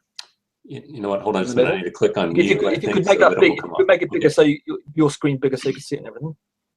Can you see my pointer and things? Yes, I can. Right. Can you see there's something here called the time-independent Schrodinger equation? Yes. Right. Okay. Can you? I've moved another window over. Can you see underneath this? Is that anything changed there? Is anything obscuring anything? Oh, great. Okay. You can see. Okay, great. You can still see the time. You can still see the word time-independent Schrodinger equation. Great, brilliant. And can you see to the right? There's a little animation here. Yes. That is what a particle actually looks like. That is the time-independent Schrodinger equation. This is a particular one. This is a variation. The Schrodinger equation is basically how the world works. This is what defines quantum physics. And it matches the energy of a particle, which is with the thing on the right-hand side here, this business of, and that's a Hamilton. What is energy? Sorry? What is energy? You don't really want me to. I don't. That's not necessarily. Just tell me nobody knows what it is. That's all I ask. Oh, well, we do. It's actually called. It's force times distance. No, I didn't ask for the mathematical equation. I asked for its ontological distinction. Definition. What is it? The ontological. Well, energy is just the product. I mean, but the definition of energy is the force times the distance. So, for instance, it's a conceptual thing. So, for instance, if you lifted up a kilogram from the floor and you lifted it up by 1 meter, that would have that's 10. That would be 10 joules of energy. You multiply the force, which is for 1 kilogram is about 10 newtons, and multiply by the distance you moved it. You have given that object of 1 kilogram 10 joules of energy. The product energy is measured in joules, and its definition is by the force you've had to move something by the distance, and that is the fundamental definition of energy. But it can come into that's the definition of what it can do. But I was asking what it was in its ontological status. What is it? Well, I'm not asking what it can do, and I'm not asking for the mathematical equation on how you measure how it works. I'm asking what it is. Well, it's just the product of force times distance. It's nothing more than that. Okay. Well, let's move on. It doesn't. There's nothing. You can't point at something and say that's energy. Right. You can. But you speak of it as if it is something, right? Well, in maths and science, it's very useful to talk about that product. Because, I mean, just like, for instance, if I said, here's this kilogram that's sitting 1 meter above the ground, you can do useful things with it. You could, if I let it drop, it will, fall on the cat or something, fall on your foot, and or you can make it drive something. And so it's very useful, and it also makes things move.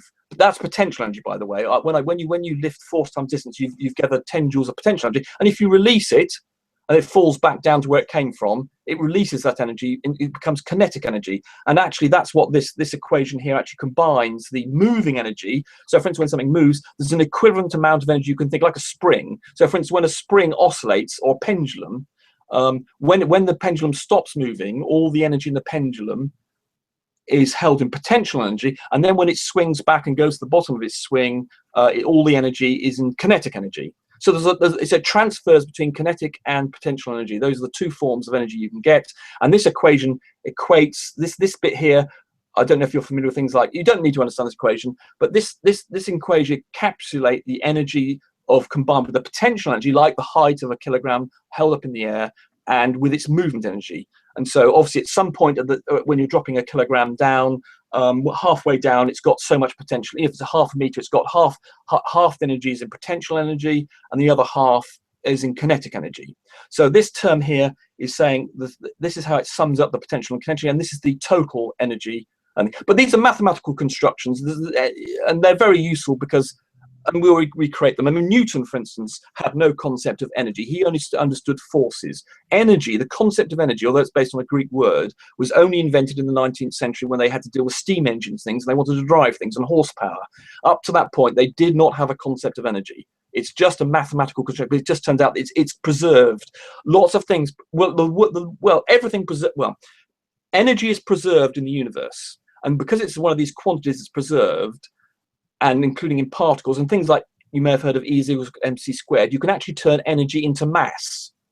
So if I have so much energy, if I fiddle with that energy in a certain way, I can actually create mass out of it. You have to fiddle with it quite a lot to do that, but they are equivalent. And similarly, if that kilogram mass that I was talking about, if you turned that into pure energy, you would have one hell of an explosion.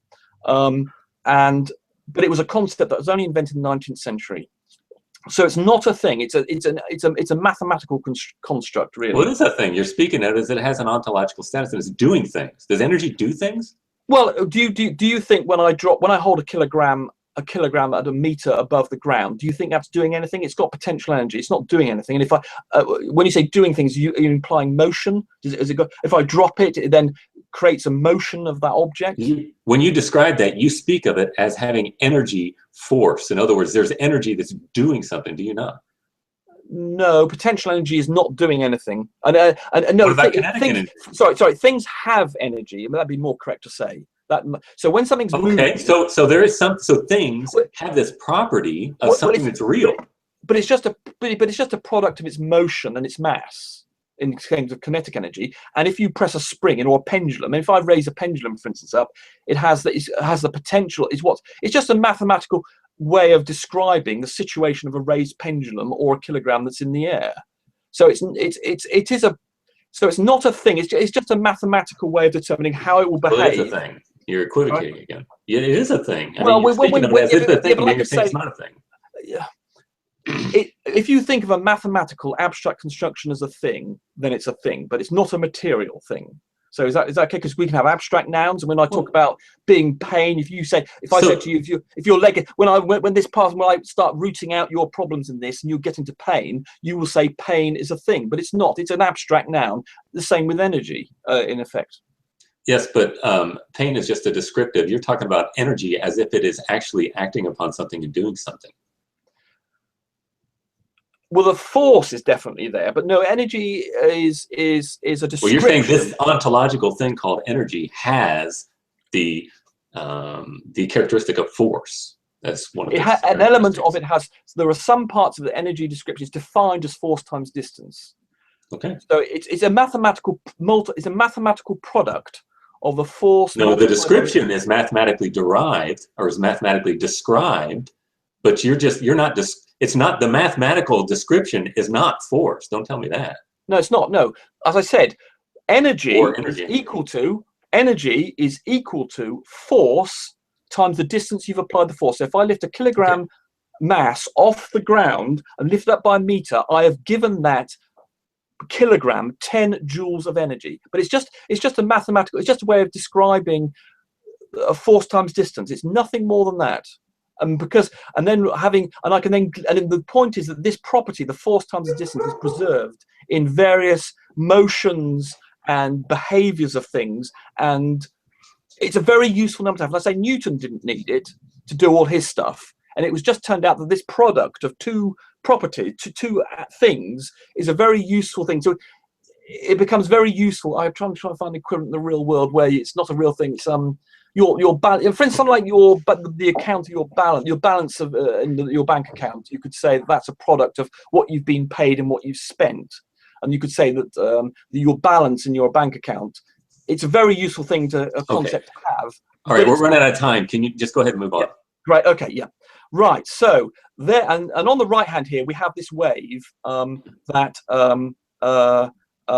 describes the motion, and that is the particle actually follows that wave. And I'm going to now present you with a video which hopefully we do two things. Can you see this video here? Yes. It's going to go on for about 2 or 3 minutes. Oh, I know this. I love this one. Oh, do you? Excellent. Well, that's fantastic. That is, Trey, I'm impressed with your willingness to investigate this. That's very illuminating. But I think it's a very fun video, and it'll do something at the end which will offer an uncaused event that I'll describe. But go ahead. but this is a video, so it's not in the real world. But it also builds up to the way it does it. Will encourage you and other people watching this video how the world works and how the Schrodinger equation, which I've just shown to you, determines how things behave. So it's a couple of minutes, but it's entertaining. Go ahead. Right. I don't know if you can. Can you hear that? No, turn it up if you can. Yep. Balls of matter act. If we randomly shoot a little more if you can. Say a marble at this experiment, the granddaddy of all quantum weirdness, the infamous double slit experiment. To understand this experiment, we first need to see how particles, or little balls of matter, act. If we randomly shoot a small object, say a marble, at the screen, we see a pattern on the back wall where they went through the slit and hit. Now, if we add a second slit, we would expect to see a second band duplicated to the right. Now, let's look at waves. The waves hit the slit and radiate out, striking the back wall with the most intensity directly in line with the slit. The line of brightness on the back screen shows that intensity.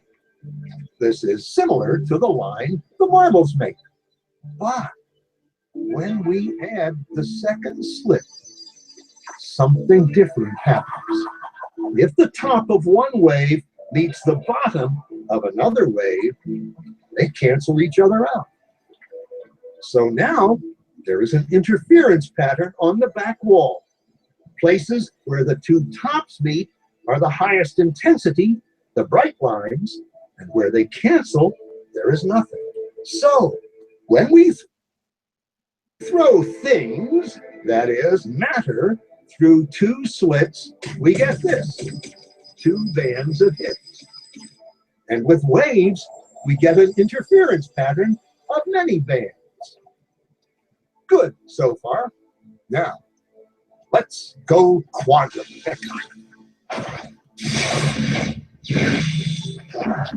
An electron is a tiny, tiny bit of matter, like a tiny marble.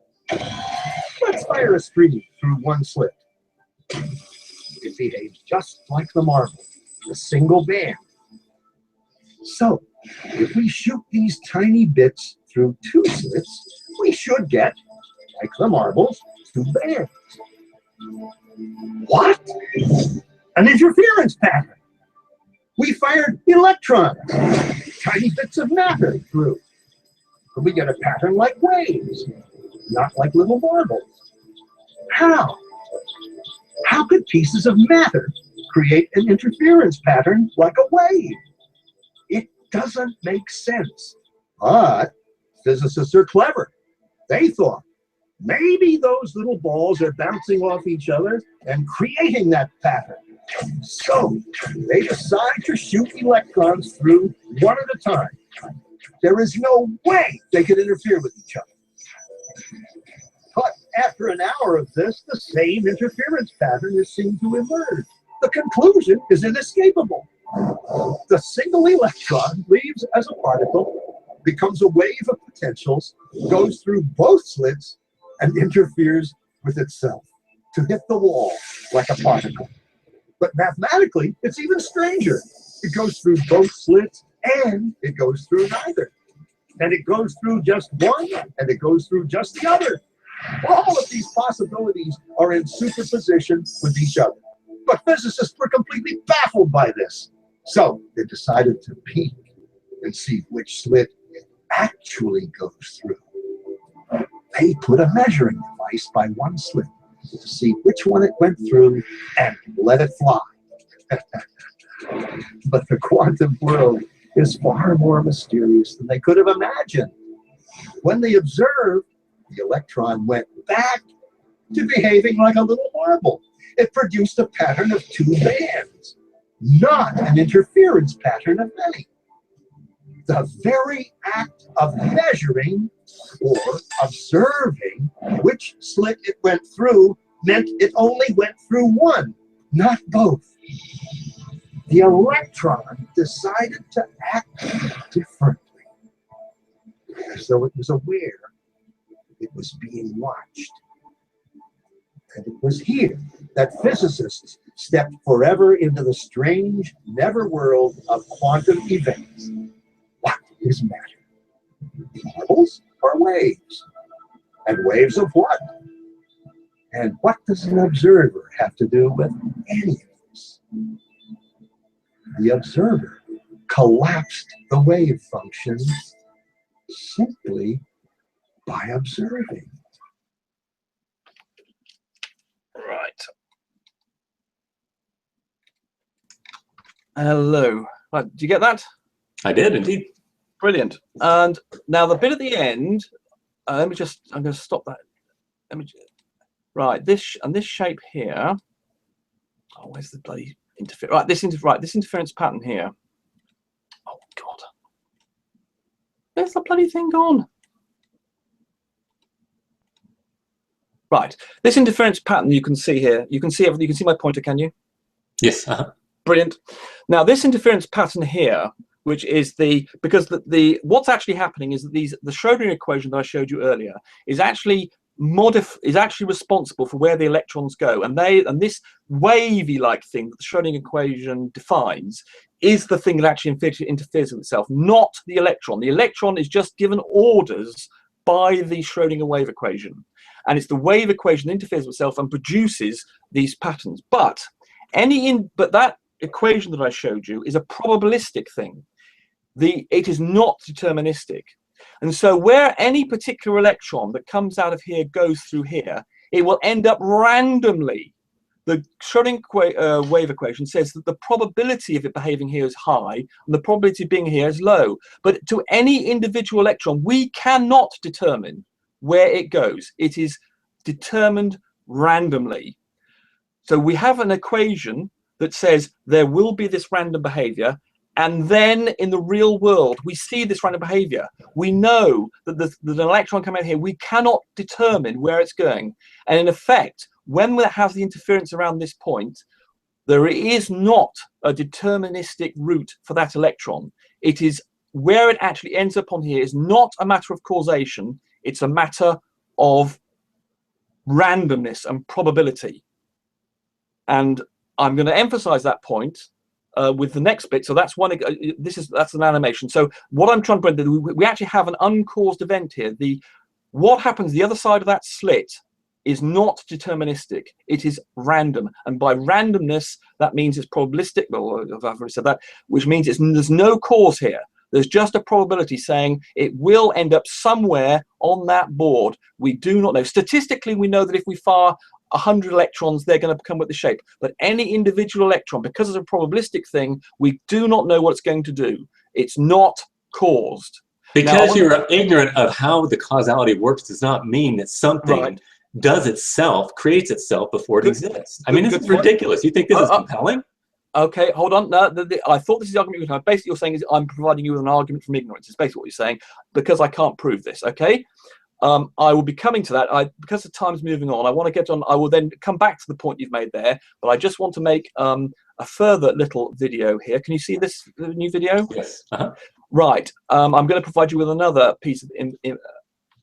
These are what atoms actually look like. Oh, hold on. Yes, you don't need to hear. There's no. So you're actually looking at I've seen this one too. It's cool. Right, brilliant. You're doing very. I'm impressed with you, Trey. You're actually thinking about things.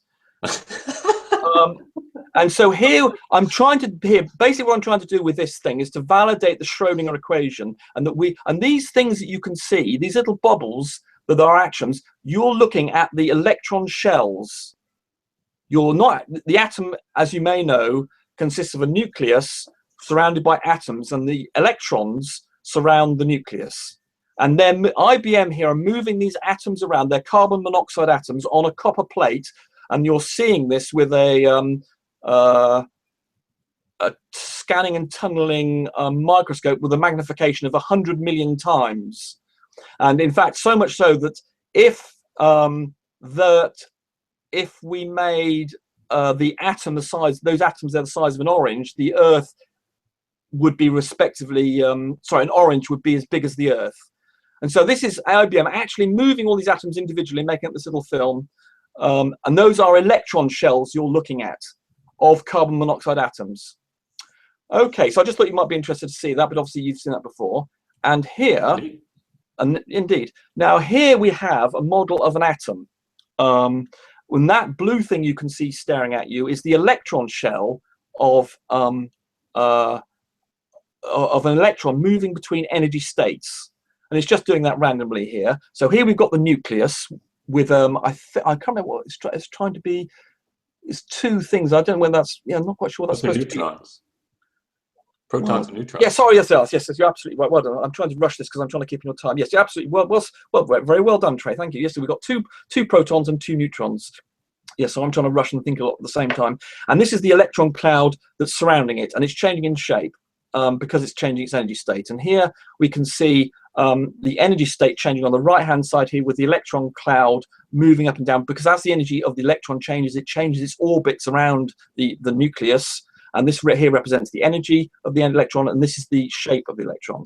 And here we have, now when the electron changes energy, because there is energy conservation, this concept of energy, which is so useful, which was invented in the 19th century, it's preserved. Energy is preserved in these movements. And so when an electron, as you saw here, the energy lost between the electron was initially in this state, and it's now moved into this state, changed the orbital, and in the process emitted the photon so that it would reduce in energy, but the energy that it had was emitted in the form of a photon.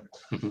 And here we go. And the more energy you have, the higher frequency it is, and the lower energy is lower frequency. Right, so I can actually now shift this electron on the right-hand side here up and down. And as you can see, it's growing, the electron orbitals are increasing. And every time I reduce the energy, it gives off a photon. Right. Well, the photon hits it to knock it to the higher orbit, and then when it goes to a lower orbit, it emits a photon. Correct. That's right. That's what I'm saying. So as I was reducing it, but to knock the energy up, a photon or some other energy source. So, for instance, the light. When you turn on an incandescent light bulb, the atoms jiggle around, and that actually excites the electrons and causes them to go into higher energy states. And then when they go down, they emit a photon that reflects the energy change. Mm-hmm. Now, that flipping down, that change of that from there to there is an uncaused event. We in science, and it's predicted by that Schrodinger equation I was showing you before, probabilistic, we have shown, well, science has shown that there is no cause for that to occur. It does it spontaneously or probabilistically. That's which is what the Schrodinger wave equation says happens. There is a probability that that transformation will take place. There is no way. How do you know it's the same electron? Sorry? How do you know it's the same electron? Well, we can do this with one electron. Did you put a collar on it or what? Yes, there are a hydrogen atom only has one electron, so you know that it's the same electron. How do you know? Well, because we know because we have other things I could go into about how the electrons move in certain different substances, they shift around. But with hydrogen, we know that the electron, because it's negatively charged and the nucleus is positively charged, they stay very close to one another. So we know that it's the same electron. Okay. And so the point is that this you don't know that. You think that that might be in the same thing. Well, I can't produce it deductively logically, but as I say, that's not practical in the real world. We can't deductively deduce anything in the real world. In other words, empiricism is always changing, so be careful with those dogmatic arguments. Well, we observe this. This happens in the laboratory. No yeah, scientist. You saw it happen. Like the ore in the water was crooked. Sorry, we have seen evidence. This is what this is all about. This is you seeing those electrons jiggling around. So when we can look at that and say, look, that electron's there. That electron shell is there. It's not moving. So we can actually see that these stay in place. So this idea you've suddenly got in your head that these electrons are disappearing off, we can see that electron's sitting in one particular place. Anyway, I know you're trying to get on, so I'm rushing this a little bit. But the point is, the Schrodinger equation that I showed you at the start has a probabilistic element to it, which is exactly in agreement with the behavior that we see in the real world.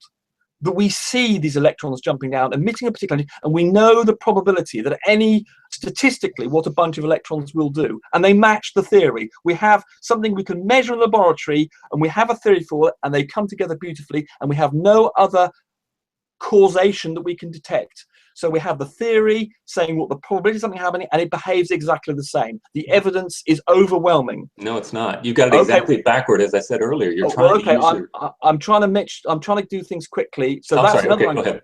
I mean, I'm trying to keep. I don't know if you'll give me an extra 5 minutes or something. That's fine. Right, and then there is a radioactivity. So this is now radioactivity. Remember, is something that happens inside the nucleus, which is the thing at the. So you have the protons and neutrons inside a tiny little thing in the center of an atom. So for instance, if the nucleus was the size of a pea, then the electron cloud that you were just looking at, when we were at that boy thing here, what's that damn thing gone? Those, stop you little bastard. Oh, brilliant. These are, so you're seeing the electron shells there, and that's it, I've set it off now. Like, stupid thing stops it. Brilliant. Stop. And the nucleus is one tiny, I say relative to the size of a football field, a football stadium. Right, so let's get back to this, and then back to that. So here we have the nucleus, the thing that lives in the fucking bloody thing. Oh, you can't hear all this. I'm getting all the noise. You're not. Good. So here we have the nucleus, and it will, when you have radioactivity, a nucleus changes its state, and it emits part of itself, which is called radiation. And here, for instance, we have a uranium nucleus, and it will do that and emit a great lump of itself. Now that is not, there is no way, that is not caused. The uranium atom does that all by itself. And again, the Schrodinger equation dictates what the probability is. Because, for instance, if you looked at a bunch of uranium atoms, and this is describing here the energy that's emitted in this process. There is nothing you can do to a uranium atom to make it decay, or decay less or more quickly. You can't heat it up. You can't give it a good bashing. If the uranium atom is preserved, it will decay according to what everybody knows as the half-life of it. And that is an uncaused event.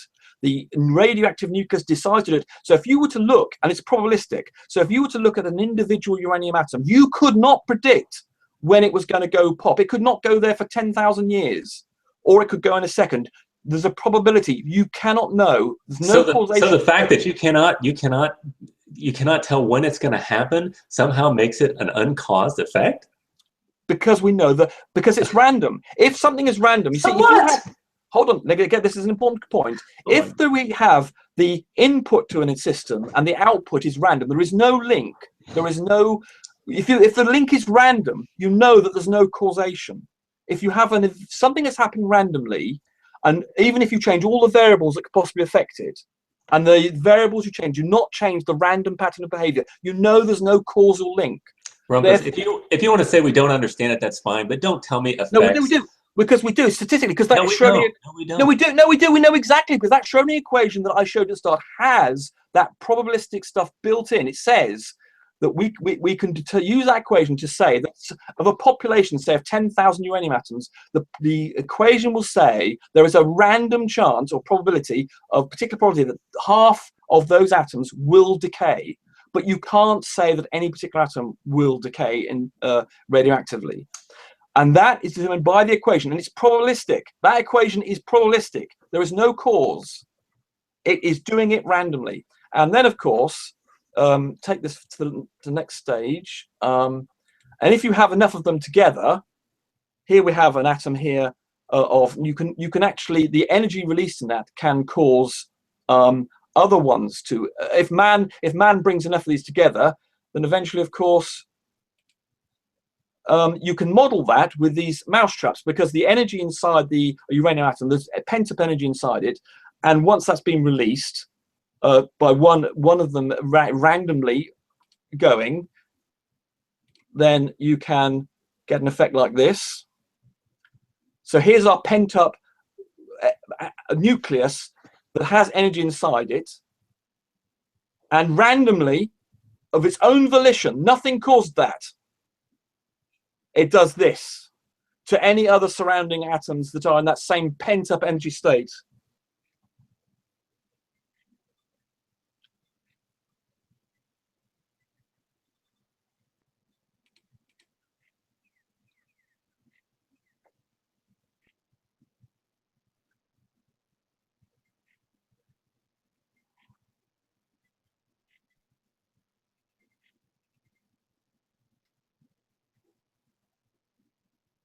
And I think this is another example. I didn't. I think we've got the. I think we've basically understood that, haven't we? I don't think. I can't remember if there's anything useful to be unlearned from this period. The point has been made.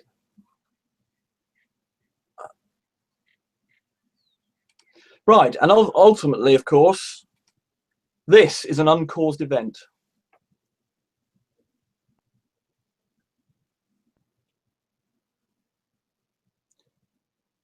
Yeah, that Einstein was an accident. That was not caused by anything. Man brought lots of those atoms together, but what caused that to go off was the spontaneous and uncaused decay of a uranium or plutonium atom by itself. It decided to do it. We couldn't make it do it, but we know statistically from that Schrödinger equation that it will do it. So who made that bomb? As I said, we can bring lots of those atoms together to show off the cumulative. That's why I showed you all those mousetraps. We can bring those mousetraps together so that you can see a dramatic event. But the cause, the thing that made it start to go bang, was an uncaused event. Probabilistic, determined by that Schrödinger wave equation, for which we completely understand, and that is what an uncaused event does for you. We'll stop this here. That's not needed. So that is the dramatic, small quantum effects manifest themselves in a macroscopic world. And similarly, I believe the universe to have been an uncaused event. There is no cause for the radioactive decay. There is nothing you can do to a uranium atom to make it decay when it doesn't want to. And we've got an equation to define the chances of it going, and everything agrees with itself. And all of the when that first thing there, when I was actually meant to show you down here, all your computers and things. For instance, here we have what is called a potential. This is quantum tunneling, and this is happening inside the transistors, inside all of the tech you've got. There is a probability. Here we have an obstacle, a potential, an energy obstacle, which is greater than the energy of the electron or whatever that's going on in your system, and it can actually tunnel through randomness, through a probability that we know of, defined by that Schrödinger wave equation, that it will jump through. And that's how all your computers and transistors work, and things like your aluminium is only conductive because it's covered in a layer of aluminium oxide, which is actually a very good insulator. But the electrons can leap through this because of random probabilistic events. So I'm expecting you to turn into a gibbering wreck now, Trey, because I've demonstrated to you an uncaused event for which the science and the theory comes together into one, for which we have an absolute cast iron case, and we have uncaused events that happen in the real world, in the real lab, in all sorts of environments that we can show, and they happen now. This is not, you don't need the theory. We're happening them in a practical sense in the lab, in the real world. So for you to deny their existence is ridiculous. And okay. I'm now going to administer a drill to you. Okay, let me tell you what's the problem with your whole paradigm here. What you're doing is you're saying that I can observe something that I don't understand and then impose that on the rational coherence that defines our understanding of that. And you've got it exactly backwards. Okay, you cannot deny the law of non-contradiction. I haven't. Well, I've no way I'm doing. Where did I do that? Where did I do that? Where did I do that? That's basically what you're saying. You're saying basically no. You show me. Show me an uncaused effect is a violation of the law of non-contradiction. No, it's not. I've showed you now, listen, my friend. If you want to say we don't understand subatomic. No, we do understand it. We do understand it. The equation. No, we don't understand it. We do. That equation defines exactly how it behaves. We understand it perfectly. Perfectly. Are you familiar with Are you familiar with the argument between Niels Bohr and Albert Einstein on this? Yes, and Bohr and Einstein was wrong. He believed in determinism. Bohr believed in that probabilistic equation that I showed you. You know what his coat of arms said? And he's been shown right. He's been shown right again and again. Every single experiment that's ever been done has confirmed that equation, and Einstein was reluctant to accept it, and he was wrong. Okay, what was Bohr's Niels Bohr his coat of arms? Do you know what it said? Irrelevant. Coat of arms? Doesn't matter. Contrary sunt complementaria. He said contradictions are complementary. Do you know what that does to the law of non-contradiction? By definition. I don't care. I know you don't care because you just lost. No, I haven't. The fact that he's got something on his arms is irrelevant. All the body of scientific Niels Bohr threw his brains out on that issue. Your computer is living proof as to the correctness of that equation. It means that you're ignorant about it, but that doesn't mean that, rationality is out the window. You are ignorant of that equation and how it determines exactly how we understand how the world works. You are ignorant of that equation. That's the problem. The ignorance is on your side exactly. Okay. All right. Well, I need to get going, my friend. Okay. I've got to study for class, and I've got a whole list of stuff I need to get done. But anyway, thank you for giving me this lesson. And I think you sufficiently reduced me to tears and annihilated me. Well done. You've actually been much better behaved in this hangout than I expected you to be, and you've been much nicer to me than you were to Dinah Cats Love Me and Fox in the Know.